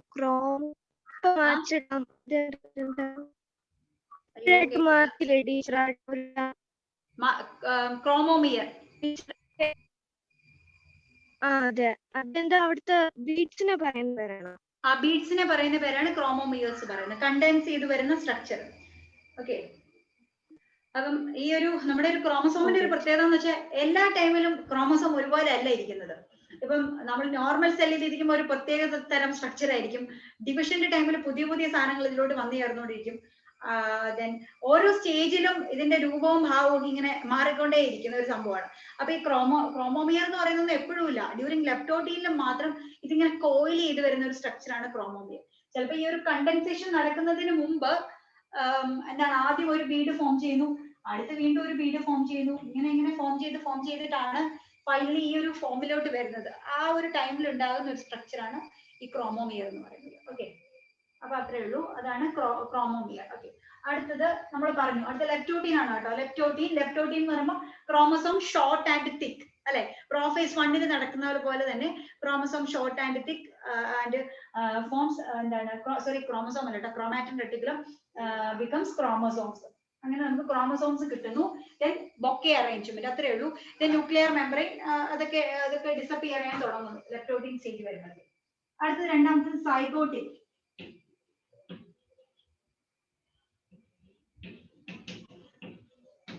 സൈഗോട്ടിൻ അതിലേക്ക് ഒരു ഞാൻ പറഞ്ഞല്ലോ ഈ പറഞ്ഞ ന്യൂക്ലിയർ മെമ്പറൈൻ അതുപോലെ തന്നെ ബാക്കി സ്ട്രക്ചേഴ്സ് സ്റ്റാർട്ട്സ് ടു ഡിസപ്പിയർ. അത് കംപ്ലീറ്റ് ആവത്തില്ല കേട്ടോ. അപ്പൊ തെറ്റിദ്ധരിക്കരുത്, ലെപ്റ്റോട്ടീൻ കഴിയുമ്പോഴത്തേനും അതങ്ങ് കംപ്ലീറ്റ് ആയി പോകത്തില്ല. പ്രോഫേസ് 1 എൻഡിൽ മാത്രമാണ് അത് എന്താണ് കംപ്ലീറ്റ് ഡിസപ്പിയർ ആയിട്ട് പോകുന്നത്, അത് ന്യൂക്ലിയർ മെമ്പറൈനും ബാക്കി ഇതൊക്കെ അതൊക്കെ സ്റ്റാർട്ട് ചെയ്യുന്നേ കാണത്തുള്ളൂ ഈ ഒരു ടൈമിൽ. Okay, at the end of process 1 ആണ് കംപ്ലീറ്റ് ന്യൂക്ലിയർ മെമ്പറൈനും എല്ലാം പോകുന്നത്. ഇതെല്ലാം ഒരുമിച്ച് നടക്കുന്ന പ്രോസസ് ആണ്. നമ്മളൊരു ക്ലാസ് എടുക്കുമ്പോൾ നമ്മൾ പറയുമ്പോൾ എന്താ ലെപ്റ്റോട്ടിന്റെ സമയത്ത് ഇന്നത് സംഭവിക്കുന്നു മറ്റത് സംഭവിക്കുന്നു എന്നൊക്കെ പറയും. അപ്പം ഒരേ സമയം തന്നെ രണ്ട് പ്രോസസ്സും നടന്നുകൊണ്ടേ ഇരിക്കുകയായിരിക്കും സെല്ലിനകത്ത്. അപ്പം nuclear membrane starts to disappear, then അതുപോലെ തന്നെ nuclear materials cell organelles also starts to disappear during this leptotene. അപ്പൊ ഇനി സൈഗോട്ടീൻ ആണ്. സൈഗോട്ടീൻ വരുമ്പോഴത്തേനും എന്താ സംഭവിക്കാന്ന് വെച്ചിട്ടുണ്ടെങ്കിൽ ഇവിടെ വരയ്ക്കുവാണേ, pairing of homologous chromosome takes place. Okay, ഇവിടെ തന്നെ ഓക്കെ. ഇവിടെ ഓൾറെഡി വരച്ചത് പെയറിംഗ് പ്രോസസ് തന്നെയാണ്, ഇങ്ങനെയൊന്നും അല്ല കേട്ടോ കിടക്കുന്നത്, ഞാനത് വരച്ചപ്പോൾ അങ്ങനെ വരച്ചെന്നേ ഉള്ളൂ. Pairing of homologous chromosome takes place എന്ന് വെച്ചാൽ നമ്മൾ നേരത്തെ പറഞ്ഞ പോലെ chromosome number 1 of paternal chromosome pairs with chromosome number 1 of maternal chromosome. Okay,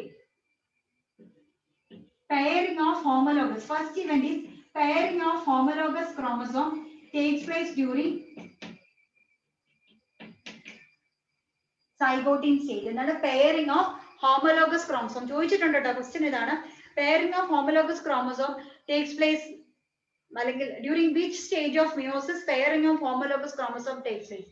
Answer is zygote stage. അങ്ങനെ പെയർ ആയി രണ്ടുപേരും, paternal and maternal chromosome pair ആയി കേട്ടോ. ക്രോമസോം നമ്പർ 1 ഉം ഇത് ക്രോമസോം നമ്പർ 2 ആണെന്ന് ഇരിക്കട്ടെ, രണ്ട് ക്രോമസോം കൊണ്ട് പെയർ ചെയ്യുന്നു. And this process is called synapsis. Synapsis. Pairing of homologous chromosome is called as synapsis. Okay, this process is called as synapsis. And a synaptonymal complex is formed. Synaptonymal complex. During this stage, synaptonymal complex is formed. Okay, അപ്പോൾ എന്താണ് synaptonemal complex എന്ന് വെച്ചിട്ടുണ്ടെങ്കിൽ, ഇത് pair ചെയ്യുന്ന ടൈമിൽ ഇത് ഒരു chromosome ആണ്, ഇതൊരു ക്രോമസോം ആണ്. അപ്പം ആക്ച്വലി ഇതൊരു ക്രോമസോം ആണ്, ഇങ്ങനെ നമ്മൾ എടുക്കുവാണെങ്കിൽ ഇത് പെയർ ചെയ്ത് ഇങ്ങനെയാണ് ഇരിക്കുന്നത്. ആ ടൈമിൽ ഇതിനെ തമ്മിൽ ജോയിൻ ചെയ്തുകൊണ്ട് എന്താണ് ഒരു ത്രെഡ് ലൈക്ക് സ്ട്രക്ചർ ഫോം ചെയ്യും. ഇതിപ്പോ വൈറ്റ് ചോക്ക് ആയിട്ട് നിങ്ങൾക്ക് കാണാൻ പറ്റുമെന്ന് അറിയില്ല, ഇങ്ങനെ ഒരു തമ്മിൽ ജോയിൻ ചെയ്തിട്ട് ഒരു പ്രോട്ടീൻ ഫൈബറിന്റെ അതിൽ അറ്റാച്ച് ചെയ്യുന്ന ഒരു സ്ട്രക്ചർ വരും, പ്രോട്ടീനീഷ്യസ് സ്ട്രക്ചർ. ഓക്കെ, അപ്പൊ this proteinaceous structure is called synaptonymal complex. This is synaptonymal complex. It is a proteinaceous structure. Okay, so events എന്ന് പറയുന്നത് ഏതൊക്കെയാണ്? Synapsis, pairing of homologous chromosome. Second event, synaptonymal complex is formed.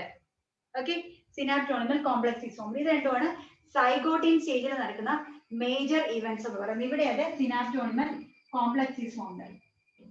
Okay, അപ്പൊ ഇപ്പൊ ഇത് കണ്ടിട്ടുണ്ട്, ഇത് pair ചെയ്തിരിക്കുന്ന കണ്ടാൽ it is now looks like A bivalent അല്ലെ. രണ്ടെണ്ണം ഉള്ളത് കൊണ്ട് നമ്മൾ ഇതിനെ ബൈവാലന്റ് എന്ന് വിളിക്കാം. ബൈവാലന്റിനെ നമുക്ക് ഇവിടെ കാണാൻ പറ്റും, ഒരുമിച്ചിരിക്കുന്നുണ്ട്, ബൈവാലന്റ് ആണിത്. ഇതിനെ നമുക്ക് ടെട്രാഡ് എന്നും പറയാൻ പറ്റും, കാരണം 4 ക്രോമാറ്റിഡ് ഉള്ളതുകൊണ്ട് ഒരുമിച്ചിരിക്കുന്ന കണ്ടാല് നമ്മൾ മൈക്രോസ്കോപ്പിയുടെ നോക്കിക്കഴിഞ്ഞാൽ നമുക്ക് ഇത് ബൈവാലന്റ് ആണെന്ന് തോന്നും. എന്ന് വെച്ചാൽ രണ്ടെണ്ണം ഒരുമിച്ചിരിക്കുന്നുണ്ട്, ബൈവാലന്റ് എന്ന് വിളിക്കാം.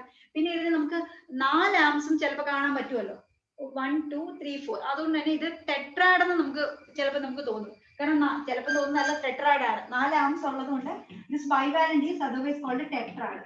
It is a tetrad. എന്തുകൊണ്ടാണ് ബൈവാലന്റ് വിളിക്കാൻ കാരണം? പെയർഡ് ആയതുകൊണ്ട്. ടെട്രാഡ് എന്ന് വിളിക്കാൻ കാരണം each chromosome consist of 2 chromatid. അപ്പോൾ ടോട്ടൽ 4 ക്രോമാറ്റിഡ്സ് ആണ് വരുന്നത്. ഓക്കെ, അപ്പൊ ഇത്രയുമാണ് നമ്മൾ സൈഗോട്ടീനിൽ കാണാൻ പറ്റുന്നത്. ഓക്കെ, അപ്പൊ ലെപ്റ്റോട്ടീൻ, ദെൻ സൈഗോട്ടീൻ. ക്ലിയർ ആണെന്ന് വിചാരിക്കുന്നു, ഇത് എഴുതിയെന്ന് വിചാരിക്കുന്നു.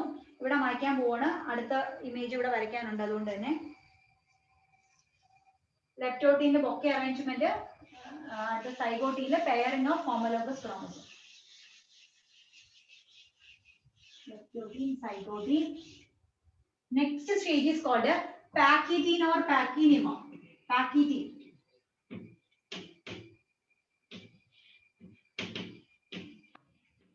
Pachytene stage.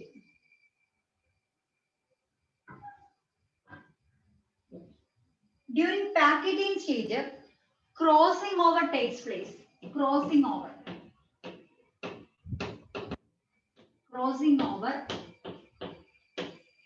takes place. Then ഞാൻ എഴുതാം എന്നിട്ട് എക്സ്പ്ലെയിൻ ചെയ്യാം. Recombinase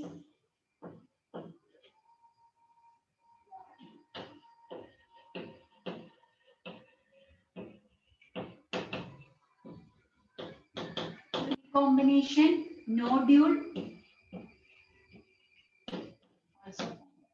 Okay, crossing over. പാക്കറ്റിന്റെ പ്രധാനപ്പെട്ട ഈവന്റ് ആണ് crossing over. Then crossing over takes place. ആദ്യം അത് എക്സ്പ്ലെയിൻ ചെയ്യാം. What is crossing over? That means during this packeting stage, exchange of genetic material occurs. Exchange of genetic material is called a crossing over. Exchange of genetic material is called a crossing over. Exchange of genetic material. അതായത് ഇവിടെ നമ്മുടെ paternal chromosome ഉണ്ട്. ഇത് തമ്മിൽ pair ആയി കഴിയുമ്പോൾ ഇവിടെ maternal chromosome കാണും. ഇതിന്റെ ഇത് അടുത്ത് വരും അല്ലെ. ഇവിടെ ഇതുള്ളത് കൊണ്ട് തന്നെ സിനാപ്റ്റോണിമൽ കോംപ്ലക്സ് ഉള്ളതുകൊണ്ട് തന്നെ ഇത് തമ്മിൽ ഇങ്ങനെ അടുത്താണ് ഇരിക്കുന്നത്. അപ്പം ഇതിന്റെ ജനറ്റിക് മെറ്റീരിയൽ നമ്മൾ എക്സ്ചേഞ്ച് ചെയ്യും. ഇത് രണ്ടും തമ്മിൽ ഇങ്ങനെ ട്വിസ്റ്റ് ചെയ്യും. ഇങ്ങനെ ട്വിസ്റ്റ് ചെയ്യുന്ന ഒരു ഫോമിലാവും.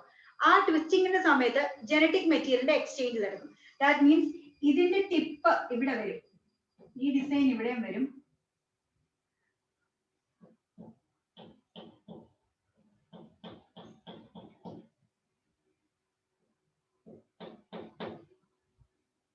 ഇതിന്റെ കണ്ടോ മെറ്റേണൽ ക്രോമസോമിലുള്ള ഒരു ഷെയ്ഡ് ഇവിടെ വന്നു. That is exchange of genetic material. പാറ്റേണിന്റെ ഒരു ഫ്രാഗ്മെന്റ് മെറ്റേണലിൽ വരുന്നു. മെറ്റേണൽ ക്രോമസോമിന്റെ ഒരു fragment is exchange to paternal chromosome. Okay, this process is called crossing over. Okay, crossing over is the exchange of genetic material between non-sister chromatids. Then exchange of genetic material between non-sister chromatids is called a crossing over. Okay, this is an enzyme mediated process and the enzyme here is recombinase. And then recombinase is the enzyme produced here. Then another structure called a recombination nodule. ഇവിടെ recombination nodule ഇത് നമ്മൾ join ചെയ്യുന്ന സ്ഥലത്തായിട്ട് ഇവിടെ recombination nodule is also formed. Okay, നിങ്ങൾ പഠിച്ചിട്ടുണ്ടായിരുന്നു recombination എന്നുള്ളൊരു process ജനറ്റിക്സിൽ പഠിച്ചിട്ടുണ്ടോ? recombination പഠിച്ചിട്ടുണ്ടോ? recombination പഠിച്ചിട്ടില്ലേ ജനറ്റിക്സിൽ? എന്തായിരുന്നു recombination? എന്തിനാണ് recombination വഴി എന്താ സംഭവിക്കുക? recombination എന്ന് പറഞ്ഞിട്ടുണ്ടെങ്കിൽ എന്താണ് ഇവിടെ എക്സ്ചേഞ്ച് ഓഫ് ജനറ്റിക് മെറ്റീരിയൽ നടന്നു അല്ലെ. recombination leads to variation. നിങ്ങൾ പഠിച്ചിട്ടുണ്ടോ വേരിയേഷൻ എന്നൊരു ടേമോ? ജനറ്റിക്സിൽ പഠിക്കുന്നതാണ് വേരിയേഷൻ. എന്താ variation? the parents are the offsprings are different from the parents അല്ലെ. ഓഫ്സ്പ്രിങ്ങും പാരന്റും ഡിഫറെന്റ് ആയിരിക്കും. അതിനുള്ള മെയിൻ കാരണം എന്താണ്? അവിടെ വേരിയേഷൻ ഉണ്ട് അല്ലെ. വേരിയേഷൻ. ഇപ്പം ഒരു പാരന്റിന് തന്നെ രണ്ട് കുട്ടികൾ ഉണ്ടെങ്കിൽ രണ്ട് കുട്ടികളും ഡിഫറെന്റ് ആയിരിക്കും. രണ്ടുപേരുടെ പാരന്റ് ഒന്നാണ്, ബട്ട് എന്താണ് അവരുടെ കുട്ടികൾ ഡിഫറെന്റ് ആയിട്ട് വരും. എന്തുകൊണ്ടാണ്? അവിടെ നടക്കുന്നത് എന്താണ്? റീകോമ്പിനേഷൻ എന്ന് പറയുന്ന പ്രോസസ് ആണെങ്കിൽ വേരിയേഷൻ ആണ്. വേരിയേഷന് കാരണം എന്താണ്? This process called recombination. ഇവിടെ റീകോമ്പിനേഷൻ അല്ലെങ്കിൽ ക്രോസിംഗ് ഓവർ ആണ് നടക്കുന്നത്. ഈ ജനറ്റിക് മെറ്റീരിയൽ എക്സ്ചേഞ്ച് ചെയ്യുമ്പോൾ തന്നെ അവിടെ എന്താണ്? ഇത് രണ്ടും രണ്ട് ഡിഫറെന്റ് ക്രോമസോം ആയിട്ട് മാറി ഇവിടെ അല്ലെ. ഇപ്പൊ നമുക്കറിയാം ഇൻസൈഡ് ദിസ് ക്രോമസോം എന്താണ്? DNA is present. Inside the DNA genes are located അല്ലെ. അപ്പം ഇവിടെ ഒന്ന് ആലോചിച്ച് നോക്കിക്കേ, ഈ ഒരു എക്സ്ചേഞ്ച് നടക്കുന്ന ടൈമിൽ ഈ ഒരു പെർട്ടിക്കുലർ പോയിന്റിൽ എക്സ്ചേഞ്ച് നടക്കുമ്പോൾ എത്ര ജീനുകൾ അങ്ങോട്ടും ഇങ്ങോട്ടും കൈമാറ്റം ചെയ്യപ്പെടുമെന്ന്. ഈ ഒരു ഇത്രയും ഫ്രാഗ്മെന്റിലുള്ള ജീൻസ് ഈ ഒരു സെല്ലിലേക്കും ക്രോമസോമിലേക്കും ഇത്രയും ഭാഗത്തുള്ള ജീനുകൾ ഇങ്ങോട്ടേക്കും എന്ത് ചെയ്യുന്നു? എക്സ്ചേഞ്ച് ചെയ്യപ്പെടുന്നു. ദിസ് എക്സ്ചേഞ്ച് അതാണ് ഓർഗാനിസംസ് ഡിഫറെന്റ് ആവാനുള്ള മെയിൻ കാരണം. മനസ്സിലായോ? അതിനാണ് നമ്മൾ ആ പ്രോസസ് ആണ് crossing over. It leads to variation അല്ലെങ്കിൽ ഇവിടെ recombination takes place here. This recombination leads to variation. Clear ആണെന്ന് വിചാരിക്കുന്നു. So exchange of genetic material is called crossing over. അങ്ങനെ രണ്ട് ഡിഫറെന്റ് ആയിട്ടുള്ള ഇത് വന്നു. അപ്പൊ അടുത്തതിൽ അടുത്ത ക്രോമസോമിലും അങ്ങനെ തന്നെ സംഭവിക്കും കേട്ടോ. ഞാൻ വലുതല്ലോ, ചെറുതല്ലേ.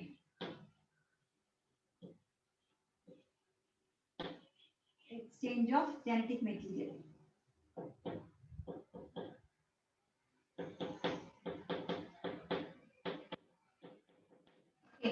exchange of genetic material is called a crossing over. Recombinase is the enzyme. Recombination nodule is formed. This stage is called a Pachydian stage. Pachydian clear ആണോ? Pachydian clear ആയോ? പറഞ്ഞോട്ടെ അടുത്തത്. Yes, ma'am. Oh, teacher, clear. Leptotin, zygotin, pachydian. Next is diplotin.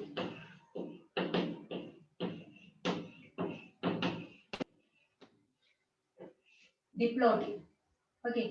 Diplotin സമയത്ത് ഇവരിങ്ങനെ crossing over ആണ്. ഇവരിങ്ങനെ ഇത് ഇവിടെ സിനാപ്റ്റോണിമൽ കോംപ്ലക്സ് ഉണ്ട് കേട്ടോ. ഇവിടെ സിനാപ്റ്റോണിമൽ കോംപ്ലക്സ് ഡിസപ്പിയർ ആയിട്ടൊന്നുമില്ല, അവിടെ അങ്ങനെ തന്നെയുണ്ട്. ഇവര് ആ ഒരു അറ്റാച്ച് ചെയ്ത ഫോമിലാണ് ഇരിക്കുന്നത് ഇപ്പോഴും. Okay.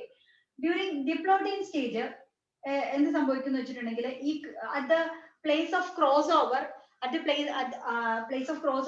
an egg-shaped structure called chiasmata is formed.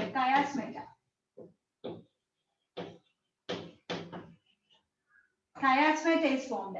ഇവരിങ്ങനെ എക്സ്ചേഞ്ച് ചെയ്തിരിക്കുവാണ്. എക്സ്ചേഞ്ച് ചെയ്തിരിക്കുമ്പോൾ ഇത് ഈ ഒരു ഫോമിലായിരിക്കുന്നത്. ഇവിടെ ഞാൻ വരച്ചത് അങ്ങനെയല്ല, അടുത്തിരിക്കുവാണെന്നാണ്. ബട്ട് ഇത് ഇങ്ങനെ ഒരു ക്രോസ് ഷേപ്ഡ് ആണ് ഇരിക്കുന്നത്. That's called chiasmata. ഓക്കെ. അപ്പം അത് വരയ്ക്കാന്ന് വെച്ചാല് അത് ഞാൻ കുറച്ച് വലുതായിട്ട് വരയ്ക്കാം. 2 ക്രോമസോം വരയ്ക്കുന്നില്ല, സോറി 2 പെയർ വരയ്ക്കുന്നില്ല. സിംഗിൾ ക്രോമസോം വെച്ച് ഞാനത് എക്സ്പ്ലെയിൻ ചെയ്യാം.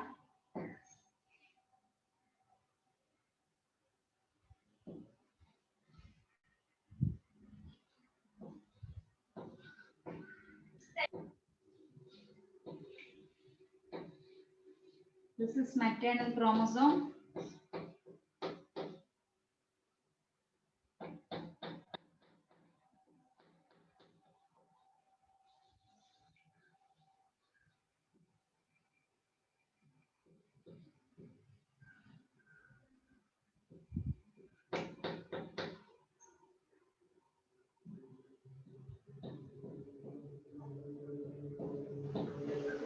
കണ്ടോ, ഇവിടെ നമുക്കറിയാം ഇതിന്റെ ടിപ്പ് ഇവിടെ വന്നല്ലേ, ഇതിന്റെ ടിപ്പ് ഇങ്ങനെ. അപ്പൊ ഇവിടെ this egg shaped structure is called chiasmata. അപ്പൊ ഈ ഒരു സ്റ്റേജിന്റെ പ്രത്യേകതയാണ് chiasmata formation. During diplotin stage an egg-shaped structure called chiasmata is formed. Okay. അടുത്തത് next stage leptotin, zygotin, pachydian, diplotin. Next is diakinesis.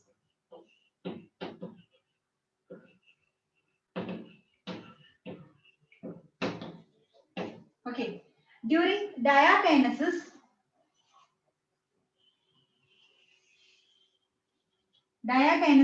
എന്താ സംഭവിക്കുന്നത് വെച്ചാൽ ഇത് സെപ്പറേറ്റ് ചെയ്യുന്നു. ഈ ക്രോമസോംസ് സെപ്പറേറ്റ് ചെയ്യുന്നു. രണ്ട് ഇത് വരച്ചിട്ടുള്ളൂ കേട്ടോ ഞാൻ ക്രോമസോം. നിങ്ങൾക്ക് മനസ്സിലാകാൻ വേണ്ടി 2 വരച്ച. ആക്ച്വലി ഇതുപോലെ ഒരു പേര് ഇവിടെയും കൂടെ ഉണ്ട്. നിങ്ങൾ വരയ്ക്കുമ്പോൾ അങ്ങനെ വരയ്ക്കുക, വലുതായിട്ട് വരയ്ക്കുക. ഓക്കെ. അപ്പം എന്ത് ചെയ്യുന്നു? Terminalization of chiasmata occurs. So terminalization.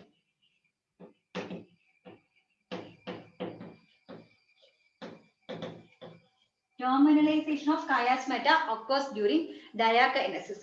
അപ്പം ഒരുമിച്ചിരുന്നത് അവര് സെപ്പറേറ്റ് ആയി during diakinesis. Okay. അപ്പൊ ഇത്രയുമാണ് പ്രോഫേസിന്റെ ഇവന്റ്സ് എന്ന് പറയുന്നത്. Then at the end of diakinesis nuclear envelope completely disappears. Then nuclear envelope disappears. Then different organelles also disappears during diakinesis. Okay. അപ്പൊ prophase 1 എന്ന് പറയുന്നതാണ് ഇത് മിയോസിസ് 1-ലെ ലോങ്സ്റ്റ് ഫേസ് എന്ന് പറയുന്നത് prophase 1. Prophase 1 is the longest phase in meiosis. Different events are leptotin, then zygotin, pachydian, diplotin, and diakinesis. During leptotin stage, bouquet arrangement. We can see a bouquet arrangement. During that, chromomere is formed here. Then during zygotin stage, sorry, leptotin then at the end of leptotin stage the chromatin reticulum condenses to form short and thick chromosome. Then during zygotin stage pairing of homologous chromosome takes place. During this pairing process a proteinaceous complex called synaptonimal complex is formed which holds 2 adjacent chromosomes together. then leptoteni, zygoteni, then during Pachytene stage, exchange of genetic material takes place, and that process is called crossing over. Okay, then it is an enzyme mediated process. The enzyme is recombinase. Apam leptotene, zygotene, Pachytene, then diplotene. Diplotene stage, an X-shaped structure called at the place of crossover, an X-shaped structure called a chiasmata is formed. Then during diakinesis, terminalization of chiasmata occurs. ഇവിടെ വെച്ച് ഇത് പയ്യെ separate ചെയ്ത് terminalization നടന്നിട്ട് these chromatids are chromosomes are separated. Okay, ഇതാണ് നമ്മൾ prophase 1 എന്ന് പറയുന്നത്.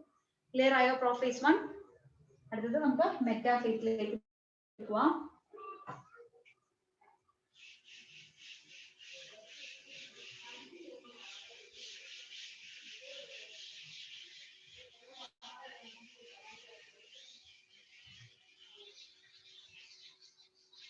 ഓക്കെ, അപ്പം നമ്മൾ ആദ്യം പ്രോഫേസ് 1ന്റെ ഒരു ഉദ്ദേശം എന്ന് വെച്ചിട്ടുണ്ടെങ്കിൽ വേറെ ഒന്നുമില്ല. കാരണം മൈറ്റോസിസിനകത്തെ പ്രോഫേസ് എന്ന് പറഞ്ഞിട്ട് വളരെ സിമ്പിൾ ആയിട്ടൊരു പ്രോസസ് ആണ് അല്ലെ. പക്ഷെ ഇവിടെ എന്ന് പറഞ്ഞാൽ വളരെ കോംപ്ലക്സ് പ്രോസസ് ആണ്. മൊത്തം മ്യൂസിസിലെ മേജർ ഇവന്റ്സ് എല്ലാം നടക്കുന്നത് എവിടെ വെച്ചിട്ടാണ്? ഈ പ്രോഫേസ് 1ൽ വെച്ചാണ്. അവിടെ വെച്ചിട്ടാണ് എക്സ്ചേഞ്ച് ഓഫ് ആ ഒരു സ്റ്റേജിന്റെ മെയിൻ പർപ്പസ് പറയുന്നത് ഈ എക്സ്ചേഞ്ച് ഓഫ് ജനറ്റിക് മെറ്റീരിയൽ ആണ്. ഇങ്ങനെ ജനറ്റിക് മെറ്റീരിയലിന്റെ എക്സ്ചേഞ്ച് വന്നത് അങ്ങനെ നടക്കുന്നതാണ് എവല്യൂഷൻ വരെ കാരണം എന്ന് പറയുന്നത് ക്രോസിംഗ് ഓവർ ആണ്. ഈ ഒരു ക്രോസിംഗ് ഓവർ എന്ന് പറയുന്ന പ്രോസസ് ആണ്.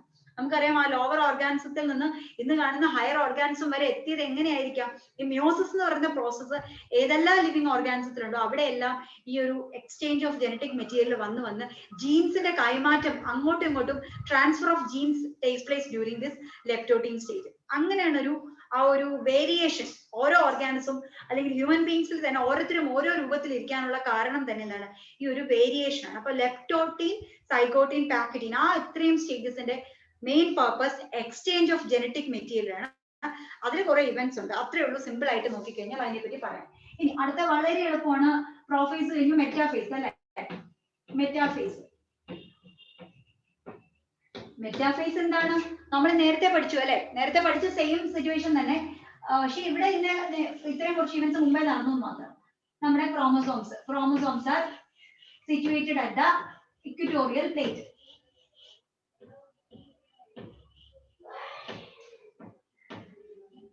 Chromosomes are situated at the equatorial plate. ഇവിടെ maternal exchange ഒക്കെ കഴിഞ്ഞു കേട്ടോ, ഞാൻ അതിനിപ്പോ വരയ്ക്കുന്നില്ല. Chromosomes are situated at the equatorial plate. Then in the spindle fibers are attached to the centromere region. നമ്മൾ നേരത്തെ പറഞ്ഞ സെയിം സ്റ്റേജ് ആണ്. വേറെ ഒന്നും ഇവിടെ പഠിക്കാനില്ല. അഡീഷണൽ ഒരു പോയിന്റും ഇതിന്റെ മെറ്റാഫേസ് 1ൽ ഇല്ല. മെറ്റാഫേസ് 1 is similar to നമ്മുടെ അതുപോലെ തന്നെ. Then അനാഫേസ്, അവിടെ കുറച്ചൊരു ഡിഫറൻസ് ഉണ്ട്. During അനാഫേസ്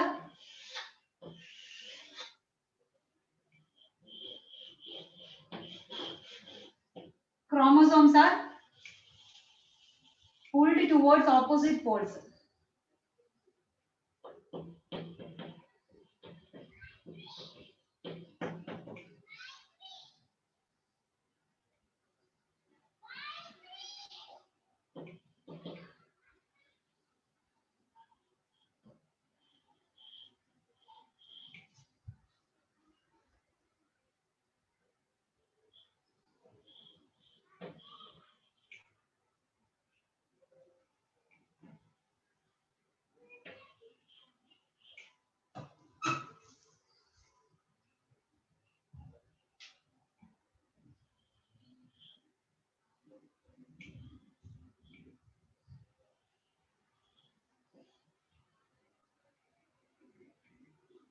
ഇപ്പൊ മനസ്സിലാക്കാൻ വേണ്ടി ഞാനിവിടെ ഇത് വരയ്ക്കുന്ന കേട്ടോ ഇങ്ങനെ.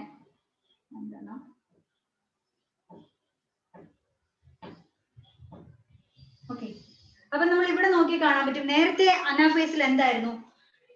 The spindle fibre attached to the centromere region and ഇവിടെ എന്ത് സംഭവിച്ചു? ഇത് തമ്മിൽ ഇവിടെ സ്പ്ലിറ്റ് ചെയ്തല്ലേ. The centromere splits and the spindle fibre pull the chromosome towards opposite poles and these two chromatids are separated അല്ലെ.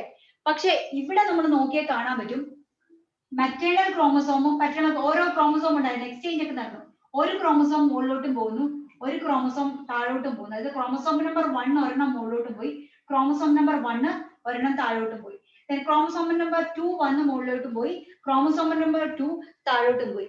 ദാറ്റ് മീൻസ് ഇവിടെ chromosome number 4 എന്നുള്ളത് അനാഫേസ് ആയപ്പോൾ എന്ത് സംഭവിക്കുന്നു? 2 ആയിട്ട് മാറി. The chromosome number is reduced to half during anaphase 1. ഇത് വളരെ ഇമ്പോർട്ടന്റ് ക്വസ്റ്റ്യൻ ആണ്. anaphase 1 എന്നും 2 എന്നും ഓപ്ഷനിൽ കൊടുത്തിരിക്കും. During anaphase 1 the chromosome number exactly നമ്മുടെ chromosome number പകുതി ആകുന്ന ടൈം എപ്പോഴാണ്? ഇവന്റ് ഏതാണ്? anaphase 1. ഓക്കെ, ഇതും നമ്മുടെ മൈറ്റോസിസ് അനാഫേസും എന്താണ്? അവിടെ ആരോ സംസാരിച്ചാണ് തോന്നുന്നു. മൈറ്റോസിസിന്റെ അനാഫേസും മിയോസിസിന്റെ അനാഫേസും തമ്മിലുള്ള ഡിഫറൻസ് മനസ്സിലുണ്ടായിരിക്കണം. ഡ്യൂറിംഗ് മൈറ്റോട്ടിക് അനാഫേസ് എന്താണ്? ഓക്കെ, പറയാം. അതായത് ഞാൻ കമ്പയർ ചെയ്തേ പറയത്തുള്ളൂ, അല്ലെങ്കിൽ കൺഫ്യൂഷൻ ആവും. മൈറ്റോസിസിൽ നമ്മൾ പഠിച്ചതെന്ന് വെച്ചിട്ടുണ്ടെങ്കിൽ during mitotic anaphase here the centromere region എവിടെ എന്ത് ചെയ്യുന്നു? ഒരു സ്പ്ലിറ്റ് ചെയ്തതിനു ശേഷം 2 ക്രോമാറ്റിഡ്സ് ആർ ഫോംഡ്. ഓക്കെ, അപ്പം ടോട്ടൽ ഇവിടെ 4 ക്രോമസോംസ് ഉണ്ടെങ്കിൽ സ്പ്ലിറ്റ് ചെയ്യുമ്പോൾ എത്ര കിട്ടുന്നു? 8. ടോട്ടൽ 8 ക്രോമാറ്റിഡ്സ് ആണ് വരുന്നത്. അതിൽ 4 ക്രോമാറ്റിഡ് ഓപ്പോസിറ്റ് പോളിലോട്ടും, അതായത് north പോളിലോട്ടും, 4 chromatids are moved towards the south pole. 4 chromatids are moved towards the north pole. But in meiosis ഇവിടെ നടക്കുന്നതെന്ന് വെച്ചാൽ 4 chromatids അല്ല പോകുന്നത്. ടോട്ടൽ 4 chromatids ഉണ്ടായിരുന്നു. അതിൽ 2 chromatids move towards north pole and 2 chromatids move towards south pole. മനസ്സിലായോ? അപ്പം ഇവിടെ ക്രോമസോം 2 ഉണ്ട്, ഇവിടെ 2 ക്രോമസോം ഉണ്ട്. രണ്ട് സ്ഥലത്തും ക്രോമസോം 2 വീതം വന്നു. ഇപ്പൊ ക്ലിയർ ആയോ? ഡിഫറൻസ് മനസ്സിലായോ? Yes, ma'am. Phase of mitosis and meiosis. Yes, ma'am. Okay, so anaphase 1 of meiosis അവിടെയാണ് എന്ത് സമയത്ത് the chromosome number of an individual is reduced to half at which stage? During anaphase 1. ഇവിടെ പകുതിയായിട്ട് മാറി. അതായത് chromosome number 1 മുകളിലോട്ടും പോയി, chromosome number 1 അടുത്ത chromosome number 1 പെയറിലുള്ളത് ഈ താഴോട്ടും. അങ്ങനെ chromosome number is reduced to half. Then telophase വ്യത്യാസമൊന്നുമില്ല. ടീലോഫേസ് പഴയതുപോലെ തന്നെ. ടീലോഫേസ് വരുമ്പോൾ എന്ത് പറ്റുന്നു? This spindle fibre disappear and എന്ത് സംഭവിച്ചു? ഇവിടെ ക്രോമാറ്റോൺ റെറ്റിക്കുലം ആയിട്ട് മാറി. Okay, prophase, metaphase, anaphase and telophase ആയി. അങ്ങനെ എന്ത് ചെയ്യുന്നു? ടീലോഫേസിന്റെ അറ്റ് എൻഡ് ഓഫ് ടീലോഫേസ് നമുക്ക് എത്ര കിട്ടുന്നു? ഒരു സെല്ല്. എത്ര സെല്ല് കിട്ടി നമുക്ക്? 2 cells are formed. Okay, 2 cells are formed. ഇനി ഈ രണ്ട് സെല്ലിന്റെ പ്രത്യേകത എന്താണ്? 2 ഹാപ്ലോയിഡ് സെൽസ് ആണ് അല്ലെ? എന്തുകൊണ്ട് അതിനെ 2 ഹാപ്ലോയിഡ് സെൽ എന്ന് വിളിക്കാൻ കാരണം, ഇവിടെ ക്രോമസോം നമ്പർ 4 ഉണ്ടായിരുന്ന ഓർഗാനിസത്തില് നമുക്ക് ഫൈനൽ പ്രോഡക്റ്റ് കിട്ടിയ 2 ഡോട്ടർ സെൽസിന്റെ ക്രോമസോം നമ്പർ എത്രയായി? Chromosome number is reduced to half, that is 2 ആയിട്ട് മാറി. So at the end of meiosis 1 we get 2 haploid cells, that is chromosome number പകുതിയായ 2 cells കിട്ടി. ഇത്രയും കാര്യം ക്ലിയർ ആണോ എല്ലാവർക്കും?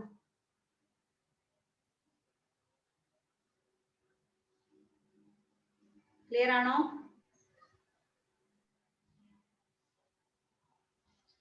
ഓക്കെ, അപ്പൊ നമുക്ക് 2 ഹാപ്ലോയിഡ് സെൽസ് പ്രൊഡ്യൂസ് ചെയ്തു. അപ്പൊ ഞാൻ അടുത്ത് പോകുന്നത് മിയോസിസ് 2ലേക്കാണ്. മിയോസിസ് 2. അപ്പൊ മിയോസിസ് 1 കംപ്ലീറ്റ് ചെയ്തു. 2 haploid cells are formed. Okay, ഇനി ഇതിനിടയ്ക്ക് ഒരു സ്റ്റേജ് ഉണ്ട്, അതിന് വിളിക്കുന്ന പേരാണ് ഇന്റർകൈനസിസ്. അത് ഓർത്തിലേക്ക്, ഇന്റർകൈനസിസ്.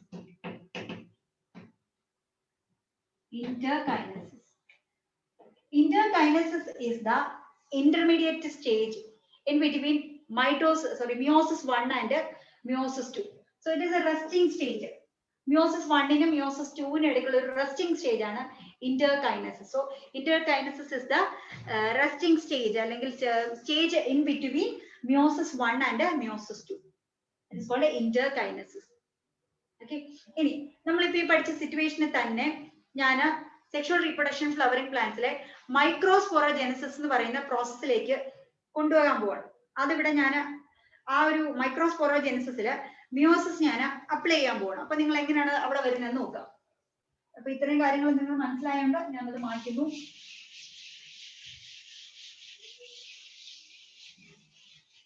അല്ലെങ്കിൽ നിങ്ങൾക്ക് ഇതിനെ സ്പെർമാറ്റോജെനിസിസുമായിട്ട് ഇതാക്കാം. മെഗാസ്പോറോജെനിസിസിലേക്ക് ഞാൻ കടക്കുന്നില്ല, അവിടെ കുറച്ച് കോംപ്ലിക്കേറ്റഡ് പ്രോസസ്, അതുകൊണ്ട് പെട്ടെന്ന് നിങ്ങൾക്ക് മനസ്സിലാവത്തില്ല. അതുകൊണ്ട് ഇവിടെ ഞാൻ മൈക്രോസ്പോറോജെനിസിസ് ആണ് ഇത് എക്സ്പ്ലെയിൻ ചെയ്യാൻ ബെസ്റ്റ് ആയിട്ടുള്ള സംഭവം. അപ്പൊ നമുക്കറിയാം ഡ്യൂറിങ് മൈക്രോസ്പോറോജെനിസിസ്, മൈക്രോസ്പോറോജെനിസിസിൽ നമുക്കറിയാം എന്താണ് മൈക്രോസ്പോർ മദർ സെൽ അല്ലെ, MMC എന്ന് നമ്മൾ വിളിക്കും. മൈക്രോസ്പോർ മദർ സെൽ സ്പോറോജിനസ് ടിഷ്യൂവിലുള്ള ഒരു single cell, that will become microspore mother cell. This microspore mother cell is with a large nucleus and abundant cytoplasm എന്ന് നമ്മൾ പഠിച്ചിട്ടുണ്ട്. Okay, microspore mother cell is with a large nucleus and abundant cytoplasm. അപ്പൊ ഏത് process വഴിയായിരിക്കും ഇവിടെ ഒരു large ന്യൂക്ലിയസും abundant cytoplasm വന്നത്? നമ്മൾ നേരത്തെ പഠിച്ചാല് G1 phase കാണും അല്ലെ. S phase ൽ nuclear content increased, then during G2 phase proteins and RNAs increased. So ഈ ഇത്രയും ചെയ്ത് കഴിയുമ്പോഴാണ് this microspore mother cell is with a large nucleus and abundant cytoplasm ആയത്. അത് കഴിഞ്ഞതിന് ശേഷം this microspore mother cell divides and a dyad of cell is formed. Dyad after meiosis 1. നമ്മൾ ഇപ്പോ പഠിച്ച സെയിം meiosis 1 കഴിയുമ്പോഴാണ് നമുക്ക് എന്ത് കിട്ടുന്നത്? രണ്ട് microspores, dyad of microspores. Dyad of microspores.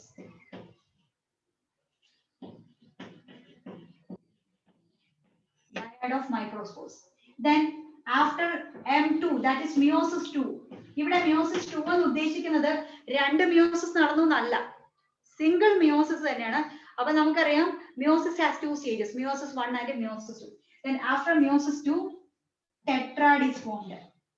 Tetrad of microspore is formed. മൊത്തം 4 എണ്ണം ഉണ്ട് അല്ലെ. Tetrad is formed. Okay, this microspore dissociate and we will get pollen grains. How many pollen grains are produced after a single microsporogenesis? 4 pollen grains alle. Inside pollen grains male gametes are present, so we get 4 haploid cells after meiosis 2. Then 2 N cells, the 2 haploid cells. After meiosis 1, 2 haploid cells are formed. ഇവിടെ എത്രയായിരുന്നു? ഇവിടെ ഒരു diploid cell ആയിരുന്നു. നമ്മുടെ diploid cell after meiosis 1 divides to form 2 haploid cells. After meiosis 2, it divides to form 4 haploid cells or 4 gametes. These gametes are cells, isn't it? So 4 haploid cells are formed after microsporogenesis. ഇത് തന്നെയാണ് നമ്മൾ ഇവിടെ മിയോസിസിൽ പഠിച്ച കാര്യം എന്ന് പറയുന്നത്. Okay, അപ്പൊ നമ്മൾ മിയോസിസ് 2ലേക്ക് പോയില്ല. അതിന്റെ കാരണം എന്ന് വെച്ചിട്ടുണ്ടെങ്കിൽ this meiosis 2 is similar to mitosis. ഇതിന്റെ ഇവന്റ്സ് സെയിം തന്നെയാണ്, മൈറ്റോസിസിലെ സെയിം ഇവന്റ്സ്. അവിടെ എന്താ നമുക്ക് എന്താ കിട്ടിയത്? പ്രോഡക്റ്റ് എത്രയായിരുന്നു? 2 haploid cells are the end product of meiosis 1 നമ്മൾ പഠിച്ചു. ഇനി meiosis 2ൽ എന്ത് നടക്കുന്നു? Again prophase 2, metaphase 2, anaphase 2 and telophase 2 and cytokinesis. ഇത് കഴിഞ്ഞ് കഴിയുമ്പോൾ എന്താ കിട്ടുന്നത്? നമുക്ക് കിട്ടിയ 2 haploid cells, we get 2 haploid cells. ആ 2 ഹാപ്ലോയിഡ് സെല്ലിന്റെ എക്സാക്ട് കോപ്പി ആയിട്ടുള്ള 2 സെല്ലൂടെ കിട്ടുന്നു. ഇതുപോലെ ഇവിടെ കൊടുത്തിരിക്കുന്ന പോലെ. സോ ആഫ്റ്റർ മിയോസിസ് 2 നമുക്ക് എത്ര സെൽസ് ആണ് കിട്ടുന്നത്? 4 ഹാപ്ലോയിഡ് സെൽസ്. അപ്പം പരീക്ഷയ്ക്ക് ചോദിക്കാറുള്ള ക്വസ്റ്റ്യൻ ആണിത്. അപ്പം ഇങ്ങനെയായിരിക്കും ക്വസ്റ്റ്യൻ വരുന്നത്. After meiosis 2, like how many haploid cells are produced or how many cells are produced after meiosis 2? Answer is 4 haploid cell. അപ്പൊ ഓപ്ഷനിൽ 4 ഹാപ്ലോയിഡ് സെൽ കാണാം, 4 ഡിപ്ലോയിഡ് സെൽ കാണാം, 2 ഹാപ്ലോയിഡ് സെൽ കാണാം, 2 ഡിപ്ലോയിഡ് സെൽ കാണാം. So the product is 4 haploid cell. അത് ഓർത്ത് വെക്കാൻ ഏറ്റവും ബെസ്റ്റ് മെത്തേഡ് എന്ന് പറഞ്ഞാൽ നമുക്കറിയാം ഗ്യാമീറ്റ് ഫോർമേഷൻ ആണ് മൈക്രോസ്പോറോജെനിസിസ് അല്ലെങ്കിൽ സ്പെർമാറ്റോജെനിസിസ് അല്ലെ? After microsporogenesis and also after spermatogenesis, 4 sperms or 4 microspores are produced. So 4 haploid cells are the resultant product of എന്താണ് meiosis. Clear ആണോ? Clear, ma'am. Okay. ഇത്രയുമാണ് നമുക്ക് മെയോസിസിൽ പഠിക്കാനുള്ളത്. അപ്പൊ ഡിഫറൻസും മനസ്സിലായെന്ന് വിചാരിക്കുന്നു.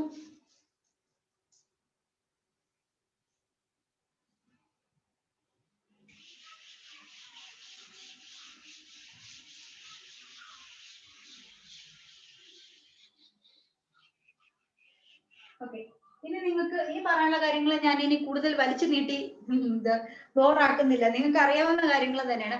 What is the difference between meiosis and mitosis?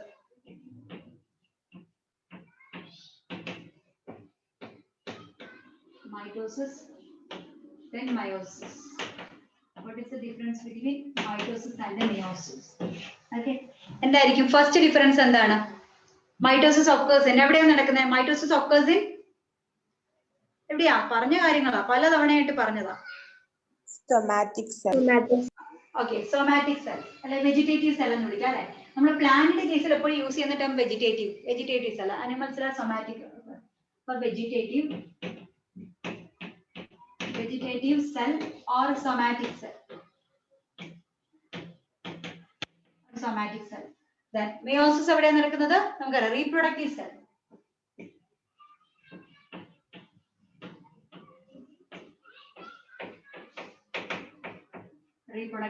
Okay, mitosis occurs in vegetative or somatic cell.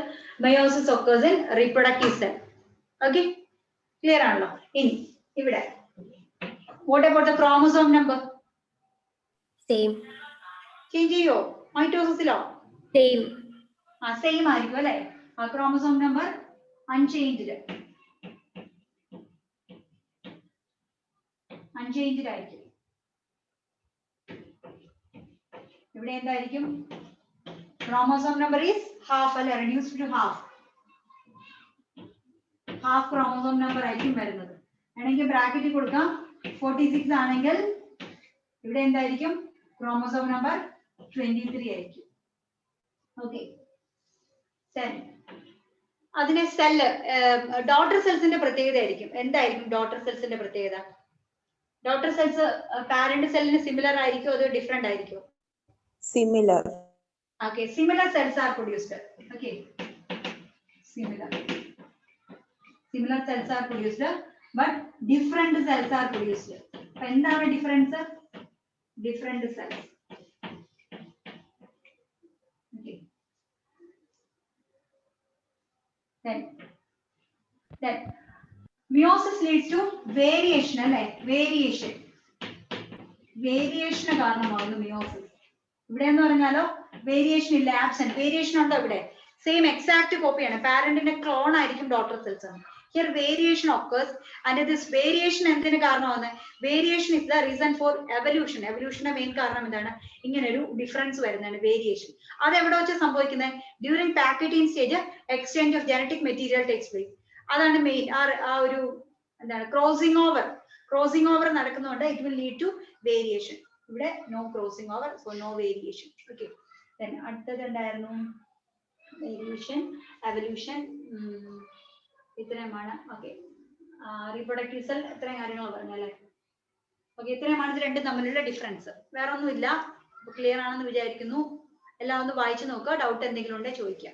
ഇത് രണ്ടും തമ്മിലുള്ള ഡിഫറൻസ്.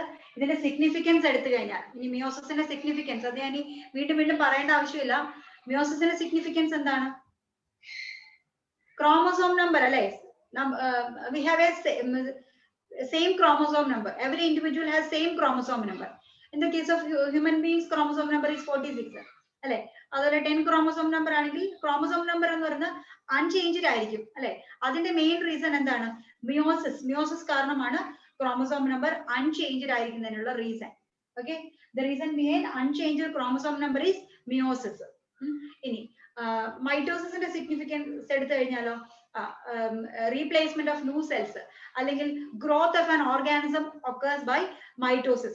നമുക്കൊക്കെ വളർച്ച വരുന്നത്, നമ്മൾ വണ്ണം വെക്കുന്നതും പൊക്കം വെക്കുന്നതും ഒരു കുട്ടി വലുതാകുന്നതും നമ്മുടെ ഗ്രോത്ത് നടക്കുന്നത്, process of growth is mainly due to mitosis. Okay. പിന്നെ നമ്മുടെ ഇത് സെല്ലിന്റെ റീപ്ലേസ്മെന്റ് എന്ന് ഉദ്ദേശിച്ചത് നമ്മുടെ സെൽസ് ഒക്കെ എപ്പോഴും റീപ്ലേസ് ചെയ്തുകൊണ്ട്, എല്ലാ സെൽസും അല്ല, സെല്ല് ഡെഡ് ആവുന്നുണ്ട് അങ്ങനെ. അപ്പൊ നമ്മുടെ സ്കിന്നിന്റെ ഒക്കെ സെല്ലിന്റെ കാര്യം പ്രത്യേകിച്ച് പറഞ്ഞാൽ അതിന് ഫുൾ നമ്മുടെ സ്കിൻ സെൽസ് എല്ലാം റിമൂവ് ചെയ്ത് പോകുന്നുണ്ട് ഇടയ്ക്കിടയ്ക്ക്. നമ്മൾ ജനിച്ചപ്പോൾ ഉള്ള സ്കിൻ അല്ല നമ്മുടെ പുറത്ത് ഇപ്പൊ കാണുന്നത്, അതിന് കുറെ ലെയേഴ്സ് ഉണ്ട്, അതിന്റെ ഔട്ടർ ലെയേഴ്സ് ഒക്കെ ഡെഡ് സെൽസ് പൊയ്ക്കൊണ്ടിരിക്കുന്നതാണ്. നമുക്ക് കാണാൻ പറ്റും നമ്മുടെ തലയിലൊക്കെ ഈ സ്കാൽപ്പ് ഒക്കെ പോകുന്നത്, അതൊക്കെ ഡെഡ് സെൽസ് ആണ്.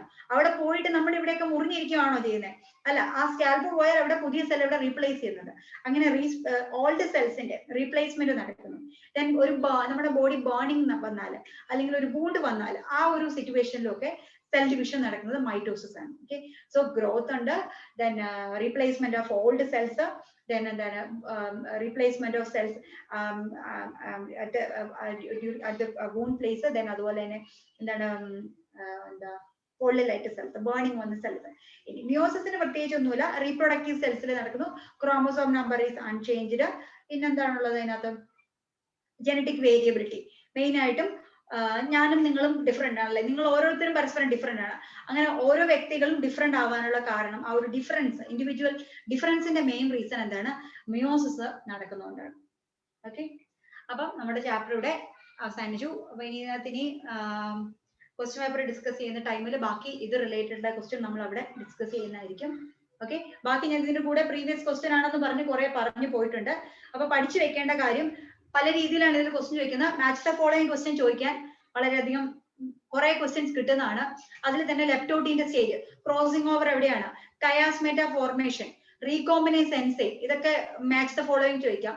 അല്ലെങ്കിൽ correct or incorrect statement question ഒരുപാട് ചോദിക്കാൻ സാധ്യതയുണ്ട്. ദെൻ ഓരോ ഈവെന്റ്സും തന്നിട്ട് എവിടെയാണ് ക്രോസിംഗ് ഓവർ എവിടെയാണ്, ദെൻ ടെർമിനലൈസേഷൻ ഓഫ് കയാസ്മേറ്റ നടക്കുന്ന സ്റ്റേജ് എവിടെയാണെന്ന് ചോദിക്കാം. ദെൻ ദ പ്രോഡക്റ്റ് ഏതൊക്കെയാണ്, ഹാപ്ലോയിഡ് സെല്ലാണോ ഡിപ്ലോയിഡ് സെല്ലാണോ, അങ്ങനെ നമ്മളെ ഇങ്ങനെ കൺഫ്യൂഷൻ ആക്കി ഉള്ള പലതരം ക്വസ്റ്റ്യൻസ് വരുന്ന ഒരു ഇതാണ്. നല്ല സ്റ്റെപ്പ് ബൈ സ്റ്റെപ്പ് ആയിട്ട് നല്ല വ്യക്തമായി മനസ്സിലാക്കി പഠിച്ചാൽ, ഒറ്റ തവണ പഠിച്ചാൽ നമുക്ക് അധികം ടൈം ഒന്നും പോകത്തില്ല, മനസ്സിലാകുന്ന ഒരു ചാപ്റ്റർ ആണ്.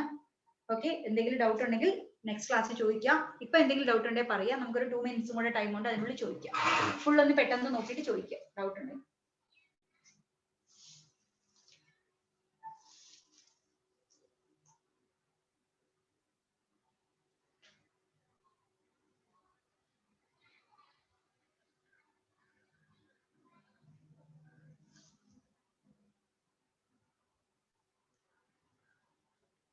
എന്തെങ്കിലും സംശയം ഉണ്ടെങ്കിൽ ചോദിക്കാം.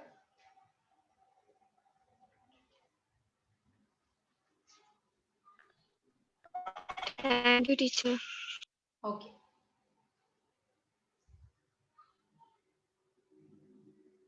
Thank you ma'am. ഓക്കെ. അപ്പൊ ഡൗട്ട് ഒന്നും ഇല്ലെങ്കിൽ നമുക്ക് വൈൻഡ് അപ്പ് ചെയ്യാൻ class. Okay. Thank you, ma'am. Thank you, teacher. അപ്പൊ ഈ ഒരു കാര്യം പറയാൻ വിട്ടുപോയി, അടുത്ത ചാപ്റ്റർ ആണ് അടുത്ത ക്ലാസ്സിലുള്ളത് കേട്ടോ. അത് നിങ്ങളൊന്ന് വായിച്ചിട്ട് വരുവാണെങ്കിൽ ഞാൻ ഈ ക്ലാസ് എടുക്കുമ്പോൾ നിങ്ങൾക്ക് കുറച്ചുകൂടി ഈസി ആയിരിക്കും, ഫോളോ ചെയ്യാൻ എളുപ്പമായിരിക്കും. അപ്പൊ നമ്മളിപ്പോ ക്രാഷ് ആയതുകൊണ്ട് തന്നെ ആദ്യമായിട്ട് കേൾക്കുന്ന ആളുകളല്ലല്ലോ, നിങ്ങൾക്ക് അത്യാവശ്യം കുറച്ചൊക്കെ അറിയാലോ. അപ്പൊ ടൈം ഉണ്ടെങ്കിൽ നിങ്ങൾ പെട്ടെന്നൊന്ന് വായിച്ചിട്ട്, ഇങ്ങനെ കുത്തിയിരുന്ന് വായിക്കണമെന്നല്ല, ഒരുപാട് ഇരുന്ന് വായിക്കണമെന്നല്ല, സമയം കിട്ടുന്നത് പോലെ ഒന്ന് പെട്ടെന്നൊന്ന് വായിച്ചിട്ട് വരുവാണെങ്കിൽ നിങ്ങൾക്ക് ഫോളോ ചെയ്യാൻ എളുപ്പമായിരിക്കും. കുറച്ചുകൂടെ നിങ്ങൾക്ക് പഠിക്കാൻ സമയത്ത് അധ്വാനം കുറഞ്ഞു കിട്ടും ഒന്ന് വായിച്ചിട്ട് വരുവാണെങ്കിൽ. നെക്സ്റ്റ് ചാപ്റ്റർ അടുത്ത ക്ലാസ്സിൽ ട്രാൻസ്പോർട്ട് ഇൻ പ്ലാന്റ്സ് ആണ് കേട്ടോ അടുത്ത ചാപ്റ്റർ വരുന്നത്. അപ്പൊ അതിനു മുമ്പ് പഠിച്ചിട്ട് വരാം. Okay. Thank you. Thank you, ma'am.